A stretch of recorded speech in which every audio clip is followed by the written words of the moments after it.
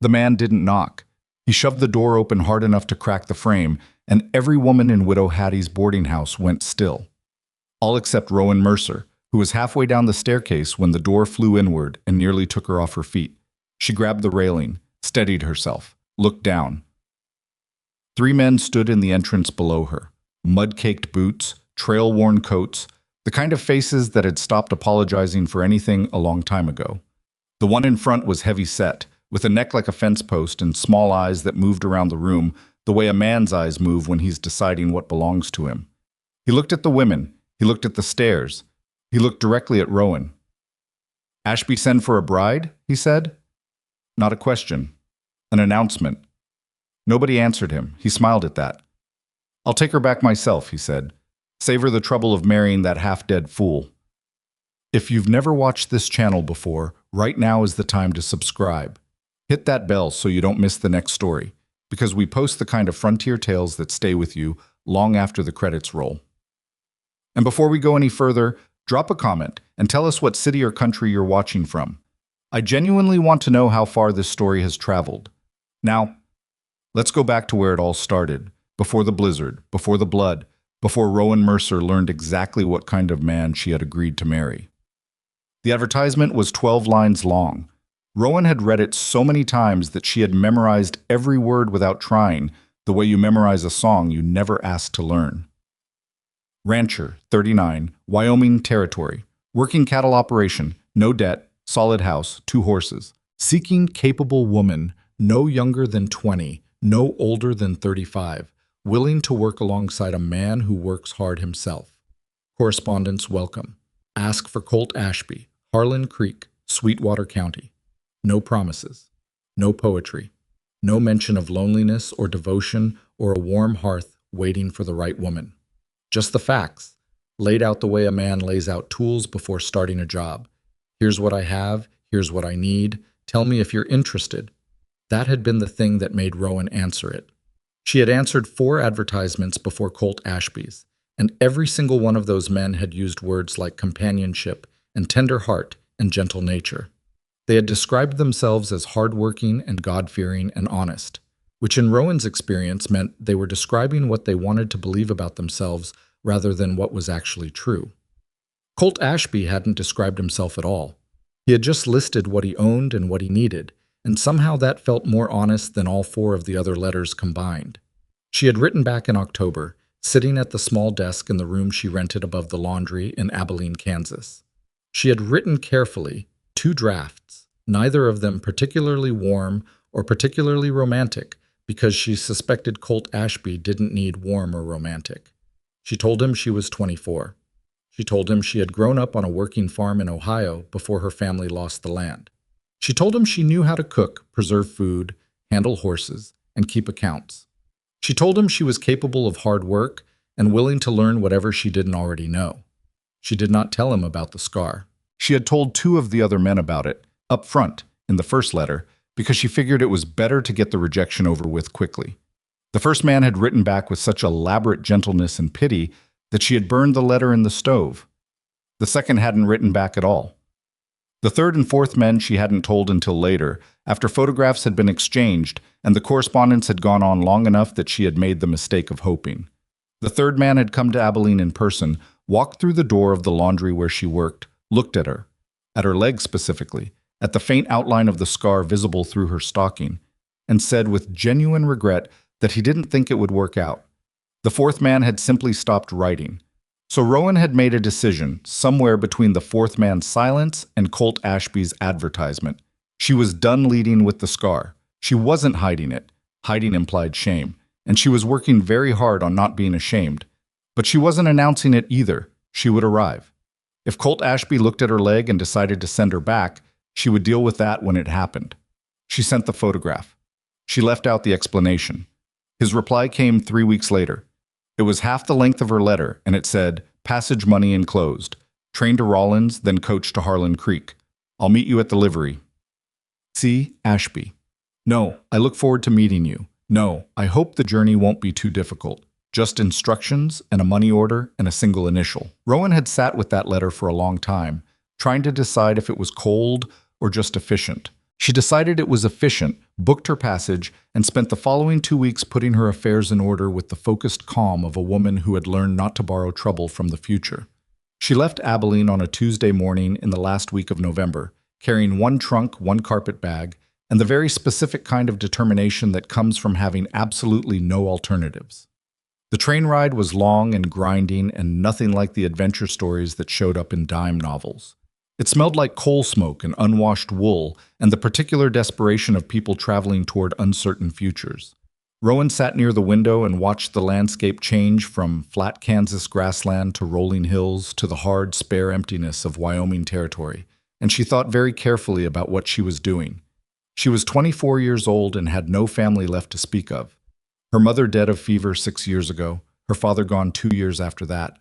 Her only brother working the mines in Colorado, and about as available to her as if he'd moved to the moon. She had no savings worth mentioning. She had a set of skills, domestic, agricultural, basic accounting, that were worth something to a man who needed a working partner, but essentially nothing to the wider world on their own. She had a scar on her right leg that had ended every serious romantic prospect she'd encountered since the accident at 19. She was not being romantic about this marriage arrangement. She understood what it was. It was a transaction, and transactions, in her experience, were more reliable than feelings. Feelings changed. Transactions had terms you could hold people to. What she hoped, and she tried to keep the hope small and controlled, the way you bank a fire at night, so it doesn't burn the whole house down, was that Colt Ashby was the kind of man who would honor his terms. That was enough. That was more than she'd had in a while. The coach from Rawlins was where things started going wrong. Not catastrophically. Not at first. The road into the high country had iced over 2 days before, and the driver, a weathered man named Burl, who seemed to find other people's misfortunes faintly amusing, warned his 4 passengers that the ride would be rough. He was not exaggerating. The coach pitched and shuddered over frozen ruts, tilting at angles that sent Rowan grabbing for the leather strap overhead, and outside the temperature was dropping fast towards something that went past cold into a different category entirely. The other passengers were a hardware merchant traveling to Harlan Creek for business, a young couple going home to a family ranch, and a man named Tanner Briggs, who had the look of someone who knew exactly how much space he was taking up and didn't intend to give any of it back. Rowan had noticed him on the station platform in Rawlins. Hard to miss, not because he was particularly tall or striking, but because of the way he stood, the way he watched people. The hardware merchant had tried to make small talk with him, and the man had answered in single syllables until the merchant gave up, which didn't take long. Inside the coach, Briggs sat across from Rowan and spent most of the first hour looking out the window. Then, somewhere in the second hour, he looked at her instead. "Where you headed?" he said. "Harlan Creek." "Who for?" Rowan looked at him evenly. "I don't see how that's your business." He smiled. It wasn't a warm smile. "Everything around Harlan Creek is my business, sweetheart." Tanner Briggs. "I manage operations for the Caldwell Land Company. We own most of the useful acreage in this county." Rowan did not say anything. "You're the mail-order bride," Briggs said. It wasn't a question. "For Ashby." Still, she said nothing. "I'll save you some grief," he said, and the smile didn't change at all, which was more unsettling than if it had. "Ashby's done. He just doesn't know it yet. Man's been fighting us over water rights for 2 years, and we've just about run out of patience. You come all this way, you're going to arrive at a spread that's got maybe 3 months left before we take it." "That sounds like something you should discuss with Mr. Ashby," Rowan said. "Oh, we will." Briggs leaned back against the seat. "Just figured you deserve to know what you're riding into." "I appreciate the concern," Rowan said flatly. Briggs studied her for a long moment, then looked back out the window. "Stubborn," he said, almost to himself, like it was a note he was making. Rowan kept her face perfectly still and thought about transactions and terms and what exactly she was riding into. The livery at Harlan Creek was at the far end of a main street that was exactly as raw and provisional as every frontier town Rowan had passed through over the last several days. A general store, a saloon, a handful of buildings that looked like they'd been put up fast and would probably come down the same way. The coach pulled in just after 4 o'clock, and the temperature had fallen to the kind of cold that got inside your coat immediately and started working on your bones. Rowan climbed down from the coach, took her trunk and carpet bag from the driver, and looked around. 3 men stood near the livery entrance. One of them was leaning against the doorframe with his arms crossed and his hat pulled low against the wind. He was tall, lean in the way that came from actual work rather than from not eating enough, with dark hair going silver at the temples, and a face that looked like it had been outside in all weather for about 39 consecutive years, which was more or less accurate. He was watching her. Not the way Tanner Briggs had watched her, cataloging and calculating, just watching. "Rowan Mercer?" he said. "Yes." "Colt Ashby." He didn't extend his hand, which she realized a half-second later was because he was already moving to take her trunk. "Coach was late. Storm's coming in faster than expected. We need to get moving." No welcome, no remark about the journey, no "you look just like your photograph," just the situation and what it required. She picked up her carpet bag. "All right." He glanced at her once, sharp and quick, and she couldn't read what the look meant. They moved. The ride to the ranch took most of an hour, and it was during that hour that the trouble started. Not the trouble with Tanner Briggs and the Caldwell Land Company. That was older trouble, and Rowan didn't fully understand it yet. The trouble she meant was more immediate and more personal, and had been waiting for her since somewhere on that coach road. The terrain from town to the ranch climbed steadily, and the horse Colt had brought for her, a calm, patient mare called Bess, handled the frozen ground better than the coach had. But there was a section, maybe 20 minutes from the ranch, where the trail dropped into a narrow gully and then climbed sharply up the other side, and Bess stumbled on an ice patch just as she was coming up. Rowan kept her seat. That wasn't the problem. The problem was that she'd grabbed for the saddle horn with her right leg braced hard against the stirrup, and something shifted in her leg. Something old and stubborn and never quite right since the wagon rolled on top of her 5 years ago. And she felt it, a deep and complicated pain that she was very practiced at ignoring. She ignored it. She kept riding. But by the time the ranch came into sight, a solid, square-built house, a large barn, several outbuildings arranged with the practical logic of a man who'd thought carefully about how to use the land. Her right boot felt wrong, too tight, too warm. She dismounted at the fence line, and the moment her right foot hit the ground, she understood the problem. The old scar had opened somewhere inside the boot. Not a gash. She hadn't cut herself. But the deep tissue beneath the scar, which had never quite healed the way healthy skin heals, had been stressed enough on that icy climb to tear. And now the boot was swelling around it. Colt was already at the barn door, taking Bess's reins. He looked back at her. She was standing very still, bearing her weight carefully on her left foot, her expression carefully arranged into something that she hoped looked like ordinary tiredness from a long journey. It didn't fool him. He walked back to her. Not quickly, not rushing, but with the kind of purposeful pace that said he had already decided what was happening before he got there. He looked down at her boot. "How long?" he said. "How long what?" "How long has that boot been too tight?" Rowan hesitated 1 second too long. "Since the gully," he said. He wasn't asking anymore. He crouched down without ceremony and put his hand around the top of her right boot, and she felt it. The boot was visibly straining at the leather now, the ankle swollen enough to make the seams pull. He stood back up and looked at her directly. His face was unreadable, but his voice was steady and serious in a way that cut through the cold and the distance she was trying to maintain. "Take off your boot," he said quietly. "If you don't, you'll lose the leg." She didn't move immediately. That was honest. That was exactly what happened. She stood there in the cold outside his barn. This man she had known for approximately 55 minutes, and she did not move. It wasn't stubbornness, although she was stubborn. It was the calculation she'd been running since she was 19 years old, the one that had become automatic. How much damage does this do? And is there another option? Because taking off her boot meant showing him the leg.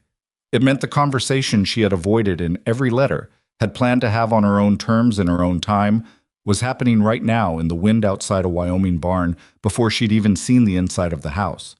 Colt didn't push. He didn't repeat himself. He just stood there and waited, which was somehow more pressuring than if he'd been impatient. "There's a scar," Rowan said finally. "I figured. A significant one. From a wagon accident. I should have mentioned it in my letters." "Yeah," he said. "You should have." Not angry, not wounded, just factual. "Take the boot off." "The accident was 5 years ago," she said. "The leg is fine, usually. It's not fine right now. Boot off." We can have the conversation about what you didn't tell me once you're not bleeding into your sock. She sat down on the fence rail. He didn't offer to help, and she didn't ask him to. She unlaced the boot herself, working at it methodically, even though her fingers had gone clumsy in the cold. And when she finally pulled it off, she heard him take one controlled breath through his nose. The sock beneath was wet. Not soaked through, but damp in a way that meant blood. She peeled the sock off. The scar was visible even in the late afternoon light, a long, pale ridge of damaged skin running from just below her right knee all the way up the back of her calf and thigh, disappearing under her skirt. At the base of the scar, just above the ankle, a section of the old wound had pulled open. A thin split in the scar tissue, about 2 inches long, red and raw, and already showing the early signs of the deep tissue swelling she'd felt on the ride. Colt looked at it. He looked at it the way he'd looked at the swollen boot. Not with horror, not with pity, not with the elaborate, careful blankness that was somehow worse than either. He looked at it the way a man looks at a fence post that needs replacing, assessing, thinking. "There's something in there," he said. "What?" "Something under the skin, you feel it? Deep ache, not sharp?" She had been feeling it for 2 hours and had been telling herself it was nothing. "Yes." "Not from today," he said. "Old. Something worked loose when you grabbed that saddle horn." He straightened up. "I need to get you inside." "I can walk." "I know you can," he said, and before she could say anything else, he had picked up her boot and her sock and was already moving toward the house. He glanced back once. "I've got a fire going. Boiled water won't take long. Come on." Rowan picked up her carpet bag and followed him, barefoot on the frozen ground, which was not how she had imagined arriving at her new life, but which was, she was beginning to understand, entirely consistent with how her new life was going to work. Inside the house was warmer than she'd expected. Colt Ashby was not a man who decorated. The front room had a table, 4 chairs, a fieldstone fireplace with a good fire already built, a braided rug on the plank floor, and exactly one item on the wall, a hand-drawn survey map of the ranch and the surrounding territory, covered in pencil notations she couldn't read from across the room. That was it. Everything was plain and functional, and kept with the care of a man who had no patience for disorder, but no interest in prettiness either. He set her boot near the fire and disappeared through a door at the back. She could hear water. He was at the kitchen pump. She sat in the chair closest to the fire and looked at her leg and thought, very clearly, well, this is not how I planned this. He came back with a pot that he hung over the fire, a clean cloth folded over his arm, and a bottle of whiskey that he set on the table without comment. "This is going to take a few minutes to boil," he said. "While we're waiting, how bad does it hurt?" "Manageable." "On what scale?" She looked at him. "I've met people who say manageable and mean about a 4 out of 10, he said, crouching by the fire to check the water. "And I've met people who say manageable and mean they're about 2 minutes from passing out. I need to know which one you are." 6, she said. "Maybe 7 when I'm walking." He nodded. "All right, don't walk around then." He sat back on his heels and looked into the fire. "The thing I said outside, I wasn't exaggerating. There's something in the old wound, wood probably, from the original accident. These things happen. A splinter gets deep enough, doesn't work its way out, sits there for years. Sometimes the body walls it off, and you never know it's there. Sometimes something dislodges it." He glanced at her. "You've had pain in that leg before? Not constant, but every few months out of nowhere?" Rowan was quiet for a moment. "Yes," she said. "That's why." She looked at the fire. Outside, the wind had picked up considerably. She could hear it working at the shutters, a low and insistent pressure. "You know medicine," she said. "Some. Trail surgery mostly. Learned from an old man named Picard who rode with cattle drives for 30 years. It's not the same as a real doctor." He paused. "There isn't a real doctor available. Nearest one is in Rawlins. Road's going to be closed in—" He glanced at the window, at the darkness coming down fast outside. "Maybe 2 hours." Rowan absorbed this. "So," she said. "So. You're going to have to do it yourself." "Yes." "And if you don't?" "The infection's already started. You can feel the heat in the tissue?" She nodded. "If we leave the splinter in place and the infection spreads, it gets into the bone. Once it's in the bone, even a real doctor can't save the leg." He said this without softening it, which she respected. I can get the splinter out. I've done it before, with cattle, and once with a cowhand on a drive. It's not pleasant, but I know what I'm doing." Rowan looked at him for a long moment. He met her gaze. He didn't look away, didn't look apologetic, didn't look like he needed her to make it easier for him. "All right," she said.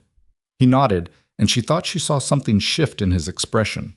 Not relief exactly, more like respect, the kind you have for someone who makes a hard decision quickly and doesn't belabor it. "I need to ask you something first," she said. He waited. "The letter, the advertisement. You wanted a capable woman willing to work. That's what you said." "Yes." "I'm telling you now, explicitly, what I should have told you in the letter. The leg has never stopped me working. The accident was 5 years ago. In those 5 years, I have worked every day, sometimes harder than the day before. The scar is permanent. The limitation isn't." He looked at her steadily. "I know." "How do you know? You've known me for an hour." "You dismounted on a leg that was bleeding and walked to the fence and stood there in the cold without saying a word about it," he said. "That tells me most of what I need to know." Rowan didn't have anything to say to that. After a moment, she said, "What do you need me to do?" "Sit still," he said. "And be honest with me if it gets to the point where you're going to pass out. I can't have you hitting the floor while I'm in the middle of this." "I won't pass out. Most people say that." "I won't," she said again, and something in her voice made him look at her sharply and then nod, once, like that was settled. He boiled the water. He boiled his knife. He poured whiskey over his hands and over the wound, and Rowan pressed her back against the chair and breathed through her nose and did not make a sound, because she was a woman who had lain under a wagon wheel in the dark, while her father and 3 neighbor men worked to get it off her leg, and she had not made a sound then either. That was the night she learned the useful difference between pain you can observe and pain you surrender to. Observing it hurt less, or rather, it hurt exactly as much, but it was survivable in a way that surrender wasn't. Colt worked carefully and said almost nothing. He said here, once, when he needed her to shift her leg slightly, and she shifted it. He said still once when she tensed against an unexpected bite of pain, and she went still. Twice he paused and looked up at her face, checking, and twice she met his eyes, and he went back to work. When he found it, and she felt the moment he found it, a deep, strange release of pressure she hadn't known was there, he said very quietly, "Got it."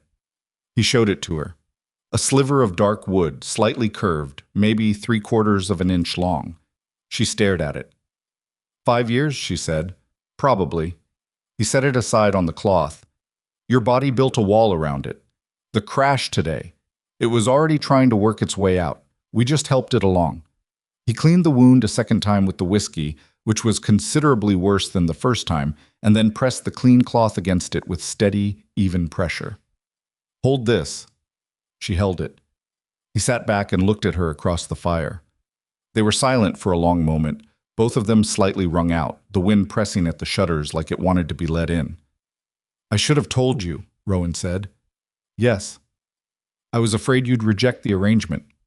"Yes," he said again. He rubbed his hands on his trousers and stared at the fire. "I don't know yet if I would have. Probably I would have wanted to see what the leg actually was before deciding anything." He glanced at her. "I believe in looking at things directly." "I know," she said. "That was why I answered your advertisement." He frowned slightly. "What do you mean?" "The other men I wrote to described themselves," she said. "They used words like tender and devoted.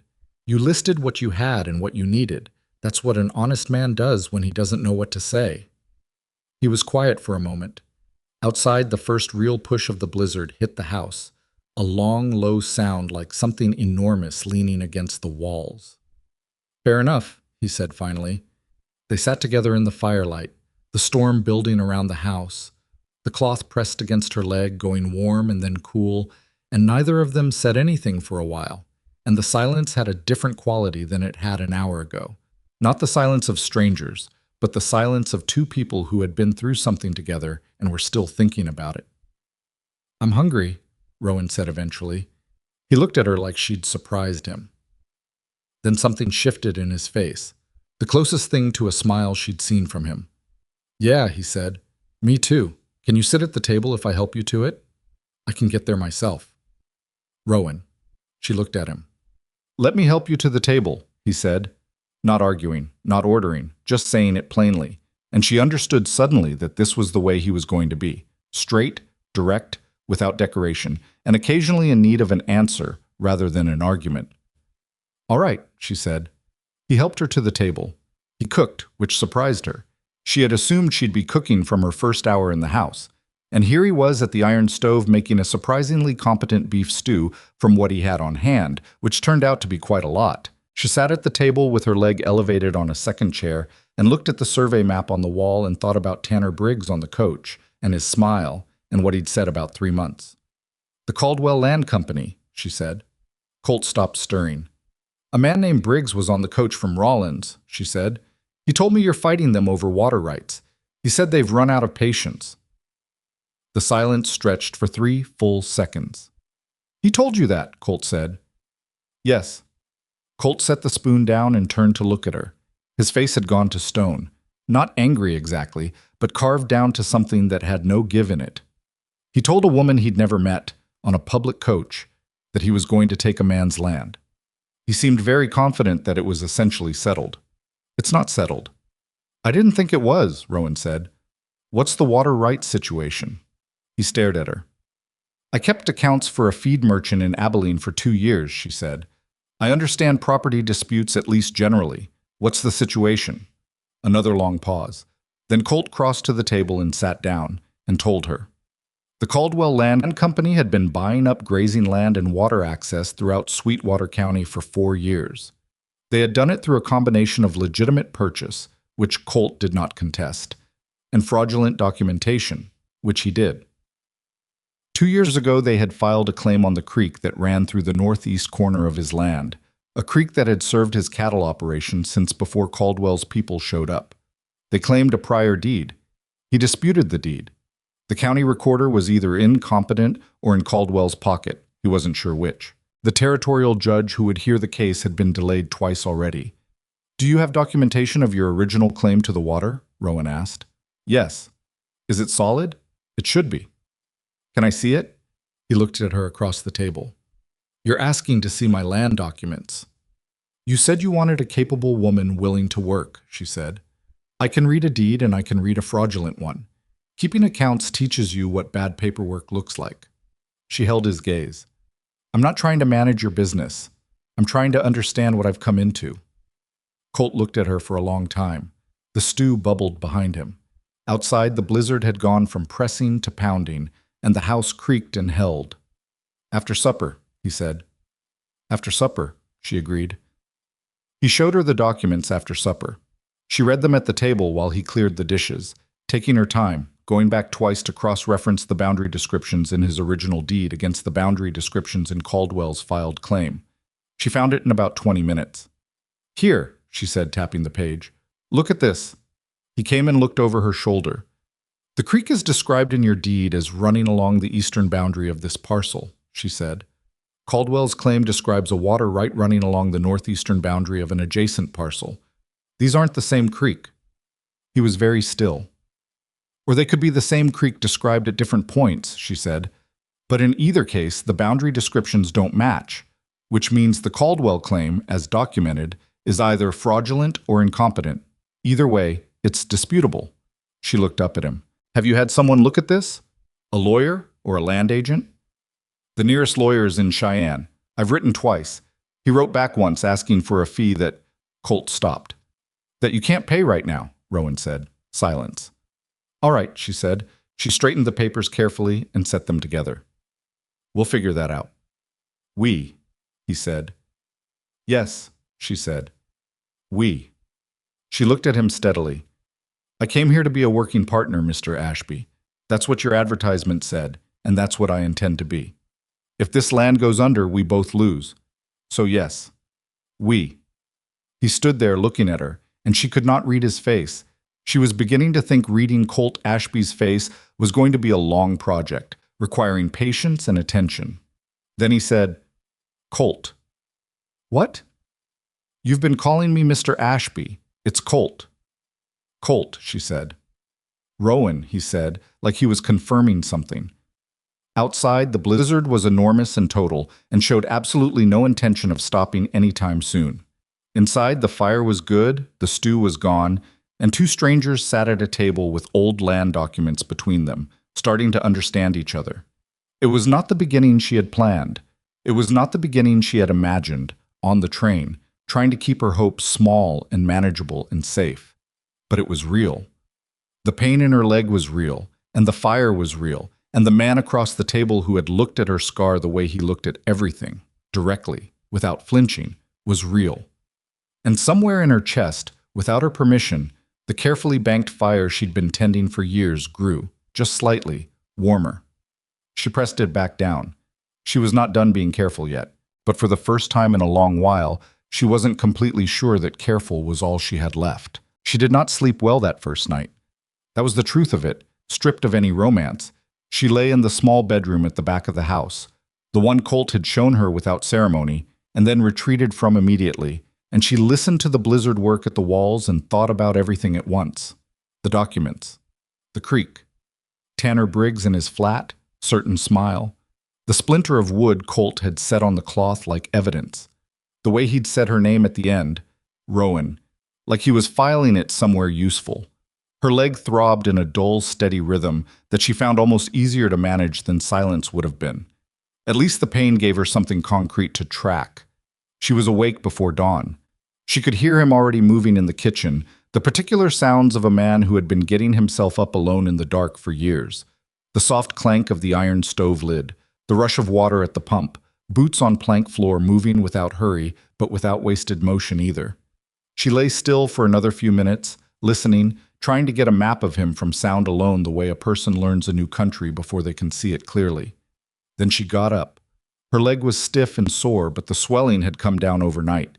She could see that immediately, and the deep, pressurized ache from the splinter was simply gone, replaced by the ordinary complaint of a wound that needed a few days to close. She dressed carefully, rewrapped the cloth bandage the way Colt had shown her, and made her way down the short hallway to the kitchen. He was at the stove, his back to her, and he didn't turn around when she came in. "Sit down," he said. "I'm fine to stand." "Sit down anyway." She considered arguing and decided it wasn't worth the energy. She sat at the table. He put a mug of coffee in front of her without asking if she wanted it, which she did, and then went back to the stove where something involving eggs and salt pork was happening in a cast iron pan. "Storm's not breaking today," he said. "How long?" "Could be 2 more days, could be 4. He worked the pan without looking at her. "We've got supplies enough. It's not a problem for us. It's a problem for the cattle on the North Range. I've got 30 head up there with a cowhand named Pete Dolan. If it goes past 3 days, we'll need to push feed out to them. The drifts will be too deep for the cattle to graze." "Can you get through with the wagon?" "Not the wagon. Sled." He paused. "You know how to drive a sled?" "I drove wagons since I was 12. "It's not the same." "Show me and I'll learn," she said. He glanced at her over his shoulder. Just a glance. Then back to the pan. "Your leg isn't ready for that." "My leg is fine. It was infected 12 hours ago. And now it isn't." She wrapped both hands around the coffee mug. It was good coffee. Strong and plain. "I'm not going to sit in this house for 4 days watching you work.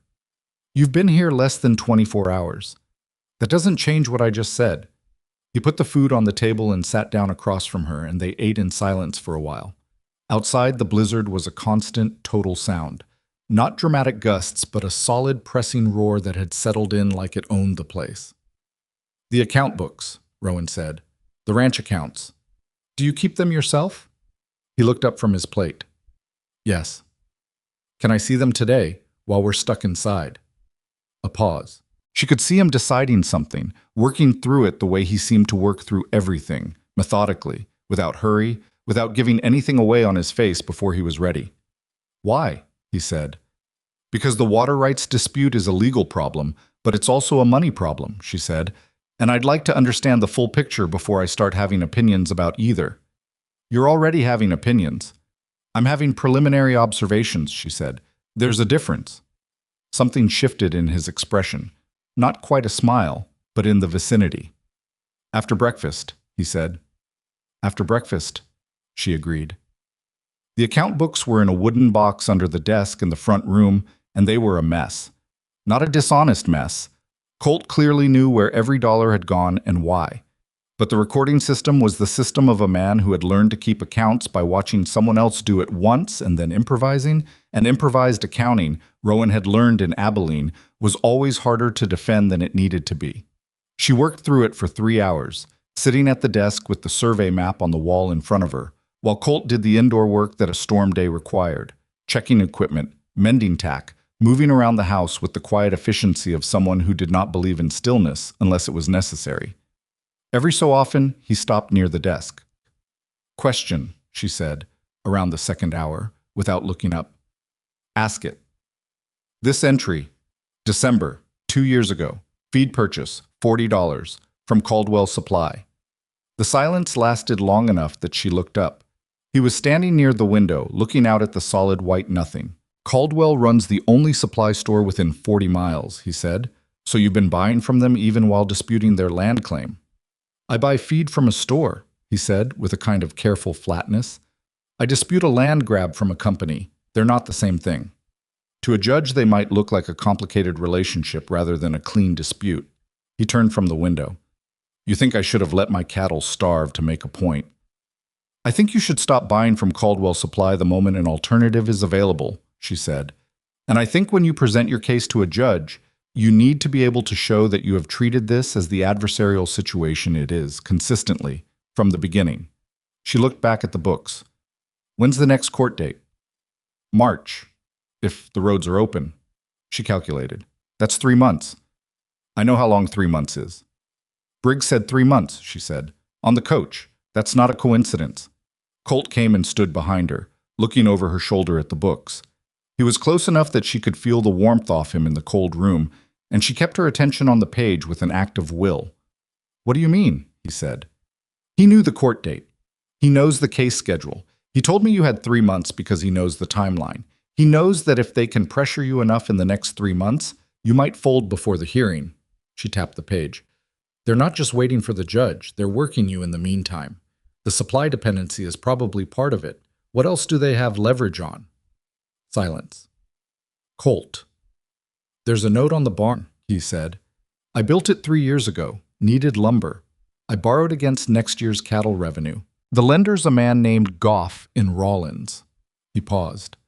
"Goff sold his lending business to a land investment group out of Cheyenne 6 months ago." Rowan absorbed this. "Did you know who they were when he sold?" "Found out after." "And the investment group, do you know who holds it?" The pause was long enough to be an answer on its own. "Caldwell," she said. "I don't have proof of it. It's a holding company between them and the loan," she said. "Yes, that's how these things work." She sat back in the chair and looked at the survey map on the wall. The creek was marked on it. She could see it now, the line running along the northeast corner of the property, right where the boundary description had gone wrong in Caldwell's claim. "They want you to default on the barn note so they can take the property as collateral. The water rights case is pressure. The note is the actual mechanism." Colt moved around and sat in the chair across from her. He looked tired in a way she hadn't seen in him before. Not physically, but the kind of tired that comes from carrying something heavy for a long time without anyone to help carry it. "I know," he said. "Have you known this whole time?" "I've suspected it for about 8 months." He looked at the floor. "I didn't have anyone to—" He stopped. "To tell," she said. "To think it through with," he said, which was slightly different, and she understood that the difference mattered to him. She looked at him across the desk. He was a man who had been alone up here for a long time, and the alone hadn't broken him. He was too practical and too stubborn for that. But it had changed the shape of things. The way he moved through the house with perfect efficiency and no excess. The way he cooked and kept accounts and mended tack all by himself. Not because he preferred it, but because there was no one else. "All right," she said, "here's what I see. You have a legitimate water rights claim that is documented, and Caldwell's counterclaim has a boundary description error that a competent judge will notice. The problem is getting to a competent judge with your finances intact. The barn note is the immediate threat. If we can show the note is part of a coordinated pressure campaign, how do we show that?" "We find the connection between the Cheyenne Investment Group and Caldwell Land Company," she said. "Corporate filings, property records, Anything that shows the same names on both sides. She met his eyes. Can you get to Cheyenne? Not in this storm. When the storm breaks, he thought. Maybe. If the roads clear fast before the next weather comes in. He paused. You'd be alone here. I've been alone before, she said. Not in Wyoming in December. Show me what I need to know before you go, she said. The stove, the horses, the cattle routine. I'll manage. He looked at her for a long time. She met his gaze and held it, and did not offer him anything easier than the straight truth, which was that she was not fragile and she was not going to pretend to be because it made the logistics simpler. You're different than I expected, he said finally. What did you expect? I don't know. Someone more. He seemed to be choosing carefully. Uncertain. I'm plenty uncertain, she said. I'm just not going to let you see all of it right now. That got the closest thing to a real smile she'd seen from him. Quick, slight, gone almost immediately, but real. Fair enough, he said. The storm went 3 days. Rowan learned the ranch the way she learned most things, by doing it badly once and then correctly thereafter. The horses first.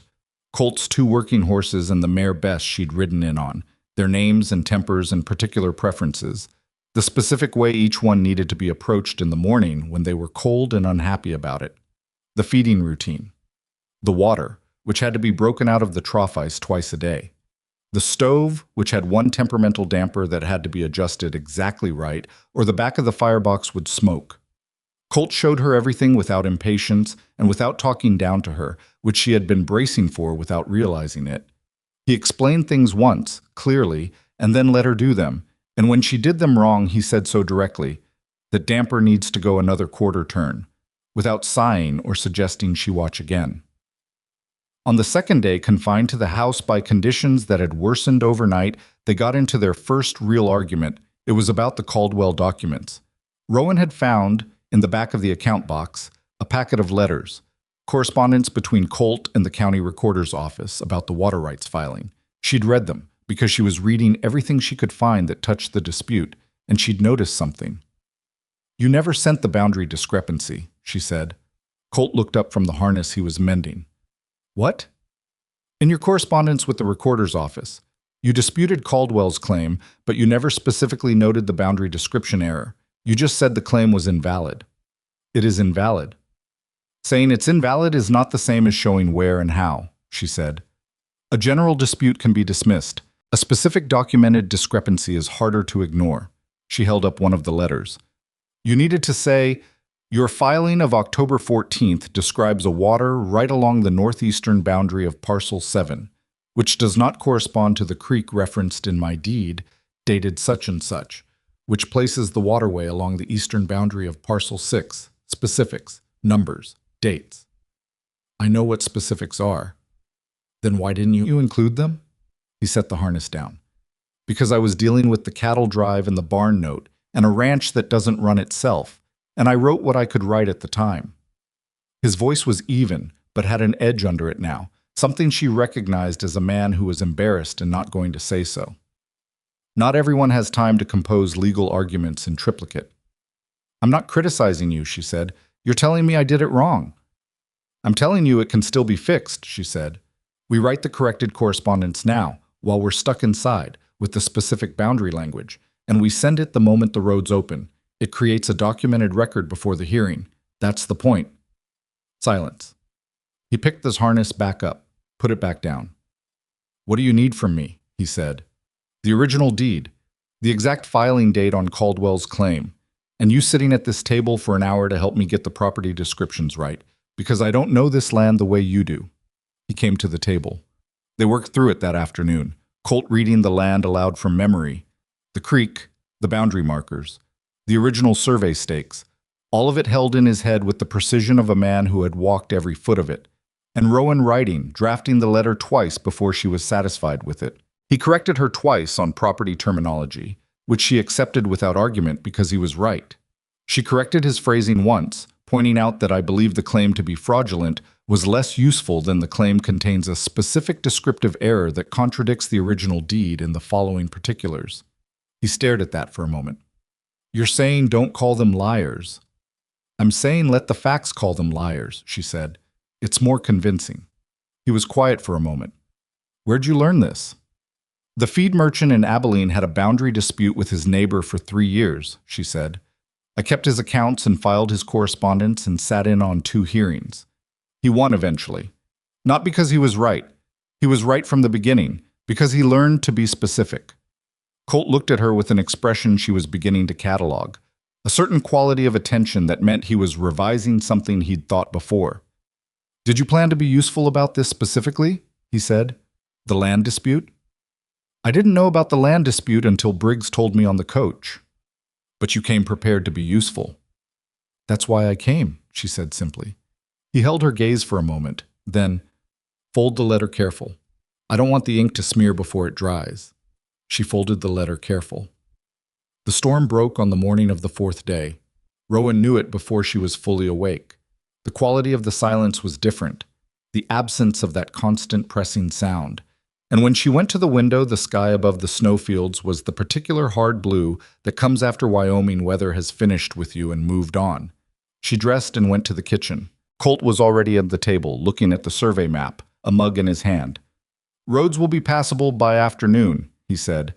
I need to get out to Pete Dolan and the North Range cattle first. I'll come. He didn't argue this time. He just looked at her leg. It's fine, she said. The swelling's been gone for 2 days. It's going to be rough riding in deep snow.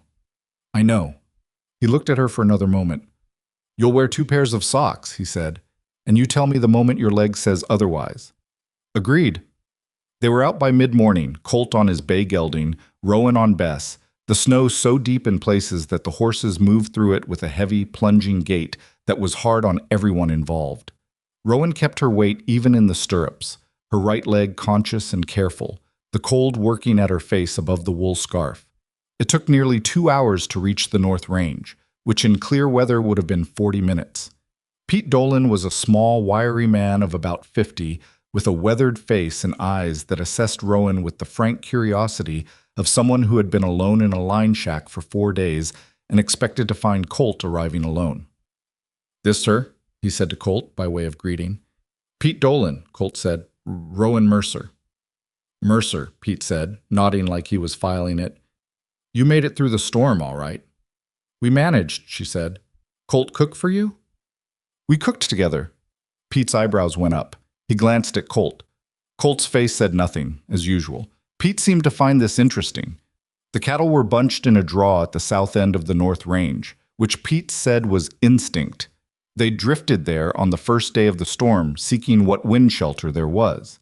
Most of them looked rough but sound. One cow was down, a 3-year-old that had gotten ice-crusted and chilled through, and Colt was off his horse and into the snow next to her immediately, running his hands over her flanks, checking her eyes. How long? He said to Pete. Since yesterday morning. She got up once in the afternoon, went back down. Rowan watched Colt work. He moved with the animal the same way he moved with everything. Directly, without fuss, his attention complete. He said the cow's name, Rose, which startled her slightly, and put his hand flat against her neck. She's not done, he said. We need to get her up. What followed was 30 minutes of cold, hard, unglamorous work, Rowan included. She held the cow's head while Colt and Pete worked to get her hindquarters under her, and the cow fought them twice and went down again twice. And there was a great deal of snow and considerably more of other things. And by the end of it all, 3 of them were winded and filthy, and the cow was standing, uncertain but standing, leaning against Colt's shoulder.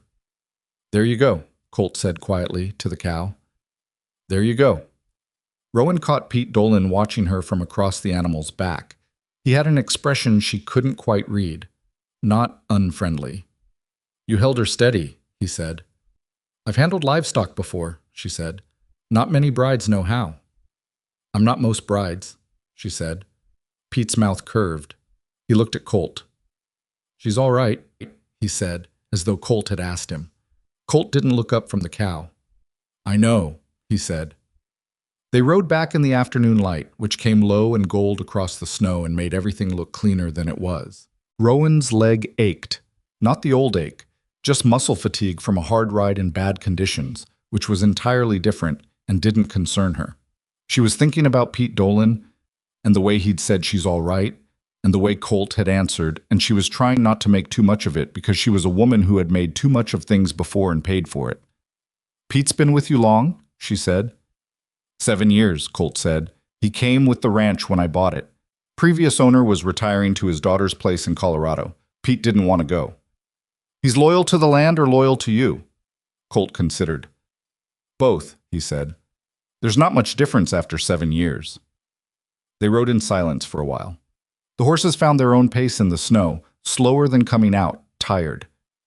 "Briggs will know the storm broke," Rowan said. "Yes." "He'll make a move soon. They've been waiting."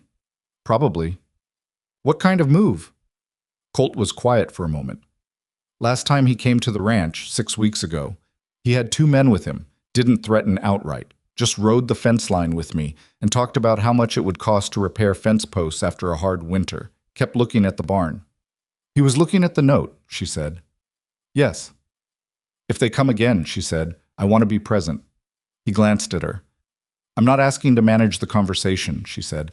"I want to hear exactly what they say, everything, because the way they've structured this, the water claim, the note, the supply dependency, it has a pattern, and patterns give themselves away if you listen carefully enough." "They won't like a woman being present," he said. "I know," she said. "I'm counting on that a little." He looked at her again, that particular look, the one that meant revision. Then he faced forward. "All right," he said.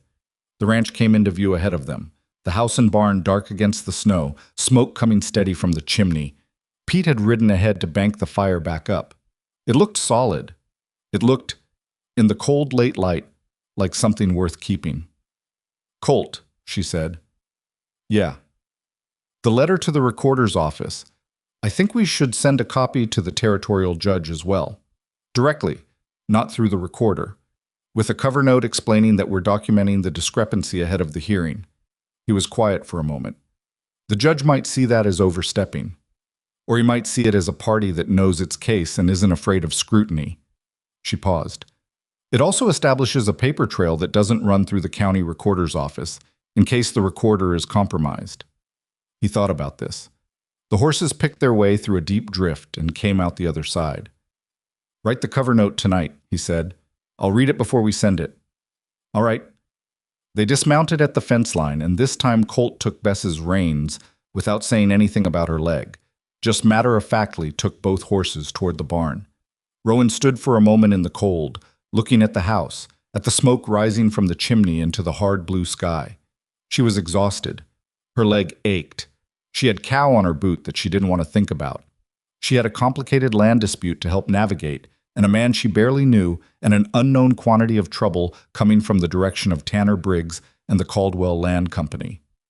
None of that felt the way she'd expected it to feel. She'd expected the weight of it. She hadn't expected to feel underneath the weight something that was almost like solidity, like the ground under her feet was real. She went inside and started the cover note. Briggs came on the 5th day after the storm. Rowan was at the desk working through the account books when she heard the horses, and she looked up at the survey map and then out the window and saw 3 men coming up the ranch road at a deliberate pace. She heard Colt come out of the barn. She watched from the window as he walked to the fence line and stopped, and the 3 men rode up and stopped on the other side. She put on her coat and went out. The cold hit her immediately, but she walked at a normal pace to where Colt was standing, and she saw the moment Briggs registered her presence. A small flicker in those flat eyes, quickly controlled. "Ashby," Briggs said. He didn't acknowledge Rowan. "Briggs," Colt said, "road's open, so we thought we'd come by. Check that everything survived the storm all right." "Everything survived," Colt said. Briggs let his eyes move to the barn. He did it slowly, that look, like he was doing a calculation out loud. "That's good," he said. "Barn looks solid? Some of the older structures in the county, this kind of weather." He shook his head, a gesture of casual concern. "We've seen some failures." "Barn's solid," Colt said. "That note come due soon on the construction?" Briggs said. "Seems like it was around this time of year." "February," Colt said. "February." Briggs nodded. "Well, if the winter's been hard on the cattle operation, Caldwell's always interested in working out equitable arrangements with neighboring ranchers. Takes the pressure off, gives you room to get back on your feet." "I'll meet the note," Colt said. Briggs looked at him steadily. Cattle prices have been rough. I'll meet the note, Colt said again. Briggs was quiet for a moment. His eyes moved to Rowan. Deliberately this time, his first direct acknowledgement of her presence. The bride made it, he said. I wasn't sure you'd stay, after our conversation on the coach. I stay where I intend to stay, Rowan said. And what do you intend here exactly? His tone was pleasant, which was the thing she'd noticed about him. He never sounded threatening. He sounded like a man having a perfectly ordinary business conversation, and the threat was entirely in the content. Ashby's situation is, let's say, complicated. Not the homestead a woman might have hoped for. I like complicated, she said. Briggs smiled. What happened to your leg? He said, and looked directly at her right boot. She had come out without thinking about the slight unevenness of her gait. She'd stopped thinking about it in the busyness of the past week. The observation was deliberate, she understood. It was meant to diminish. It was meant to reframe her from someone who had just answered him levelly to someone with a visible impairment in front of 3 men on horseback. She looked at Briggs and did not look at Colt, because she did not need Colt to manage this. Old accident, she said. It doesn't slow me down. No, Briggs said. Lot of hard riding in this country. Hard work. I know, she said. I rode out to the North Range in 2 feet of snow yesterday to pull a cow out of a drift. The leg held up fine. Something changed in Briggs's expression. Very small, quickly suppressed. He hadn't expected that. He'd expected her to be embarrassed or defensive, and she was neither. Well, he said, and looked back at Colt. Think over the offer. Equitable arrangements are better for everyone than drawn-out disputes. I appreciate the thought, Colt said flatly. Briggs turned his horse, and the 2 men with him turned theirs, and they rode back down the ranch road the way they'd come. Rowan and Colt stood at the fence and watched them go. February, Rowan said, after they'd rounded the bend and disappeared. How short are you on the note? He was quiet for a moment. $60. She did the arithmetic against what she'd seen in the account books. The cattle prices in spring should cover it, if you can sell early. There's risk in selling early. There's more risk in handing Colt a default. She watched the empty road. I have $40. No. Colt. No, he said, and his voice was flat and final. That's your money. We're partners, she said. You said so. I said I wanted a working partner. That's not the same as taking your money. She turned and looked at him directly. He was looking at the road still, his jaw set, and she understood that this was one of the places he was not going to bend easily, not out of stubbornness, but out of the particular pride of a man who had built something alone and was not ready to accept that needing help was not the same as failing. $20 then, she said, as a loan, against my first year's wages, if you want to call it that. He looked at her. You'd pay a housekeeper, she said. You'd pay a bookkeeper. You've had me doing both for 5 days. Call it wages and call it a loan, and then it's a transaction, not charity. He stared at her for a long moment. Something moved through his face that she had no name for yet. $20, he said. $20, she confirmed. He looked back at the road. We still need the other 40. I know, she said. That's what the spring cattle sale is for. She paused. And we need to find the Caldwell-Cheyenne connection before February. If we can show the note was acquired as part of a coordinated scheme to pressure you out of a land dispute, it may be possible to have it reviewed by the court. Colt was quiet for a long time. The cold settled around them both. I've been fighting this alone for 2 years, he said. Not complaining, just accounting. I know, she said. It's different, he said carefully, having someone think through it with me. She didn't make anything of it.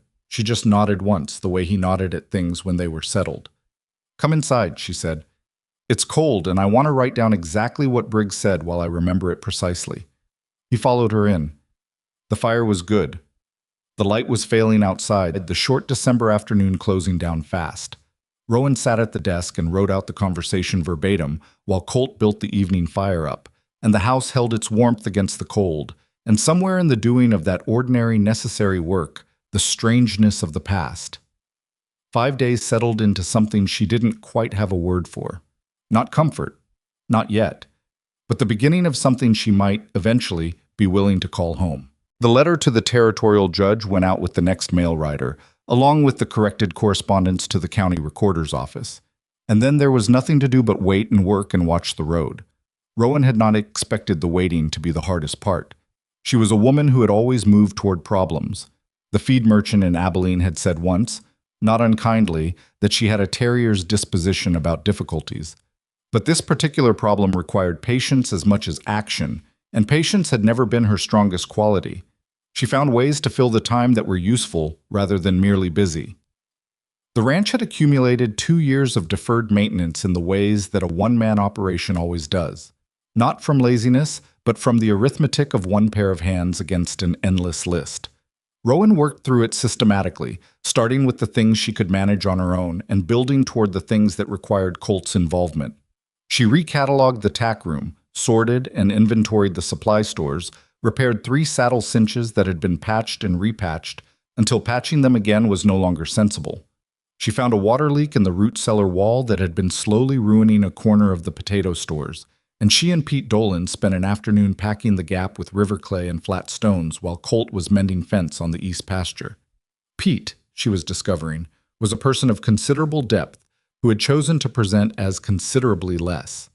He talked in the careful, economic way of someone who had learned that words spent foolishly were words you didn't get back, but when he did talk, it was worth listening to.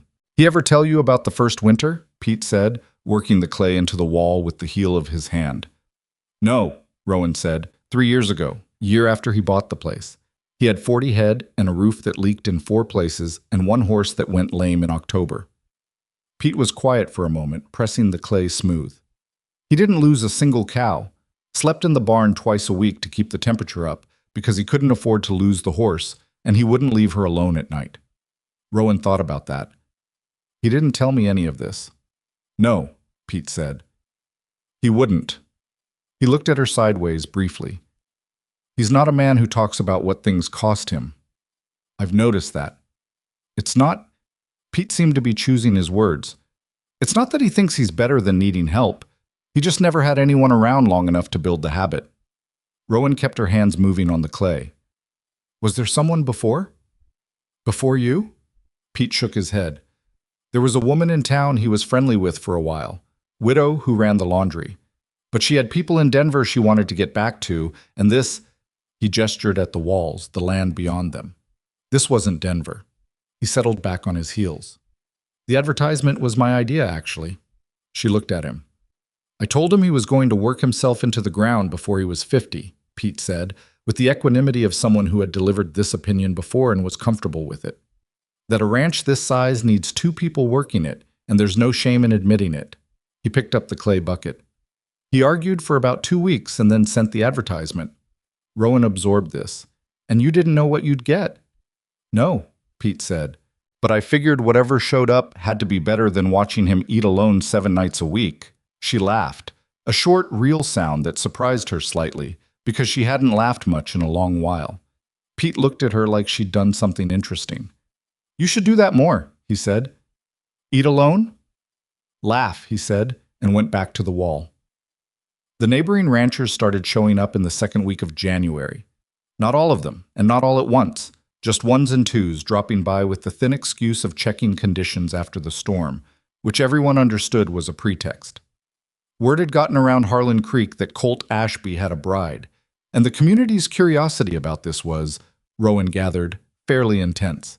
The first was a couple named Hargrove, Magnus and his wife Delia, who ran a sheep operation about 4 miles east. Delia was a stout, direct woman in her mid-50s who walked into Rowan's kitchen, looked around at the organized supplies and the mended harness hanging by the door and the letter drafts neatly stacked on the desk, and said good, in a tone that settled the matter. Magnus Hargrove was more cautious. He stood in the front room and talked cattle prices with Colt, and kept glancing at Rowan with the expression of a man working out a puzzle he hadn't expected to find difficult. "She the one who rode out to the North Range in the storm?" he asked Colt, directly enough that Rowan could hear it clearly from the kitchen. "Day after the storm," Colt said. "Pete said she pulled a cow up." "She held the head," Colt said. "Pete and I got the hindquarters." Magnus was quiet for a moment. "Huh," he said, which appeared to be approval. The second visitors were less comfortable. 2 brothers named Flint, Archie and young Flint, who was actually 43 and had simply been called Young Flint since childhood to distinguish him from their father, who ran a cattle operation that shared the western boundary of Colt's land. They were polite in the careful way of people who were not sure yet what position they were supposed to hold on something. Archie Flint was the older and the more direct of the two. He shook Rowan's hand and then looked at her the way Briggs had looked at her, except without the calculation behind it. Just an assessment, open and unapologetic.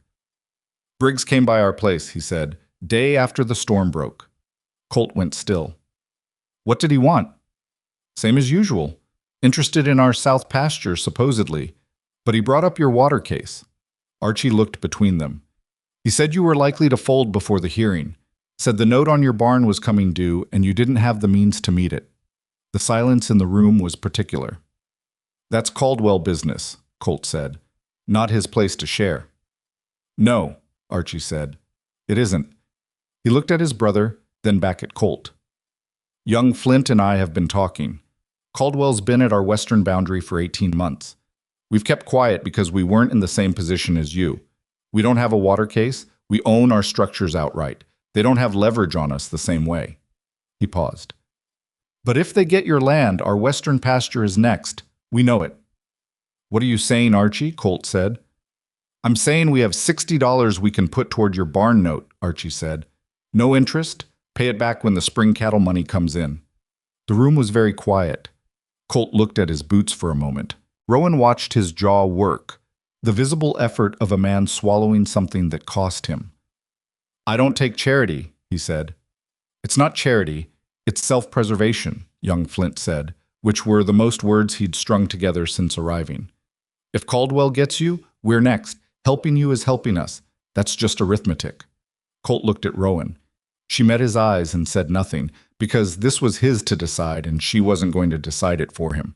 But she held his gaze steadily, and she hoped what he saw in it was, this is the right call and you know it. All right, he said to Archie. I'll pay it back in April. May's fine too, Archie said. They shook hands on it, and Rowan went to the kitchen to make coffee, and when she came back, Archie Flint was looking at the survey map on the wall while Colt explained the boundary discrepancy in the Caldwell filing, and something in the room had shifted. The quality of it, the weight. It felt less like a single man holding a line and more like the beginning of something that had sides.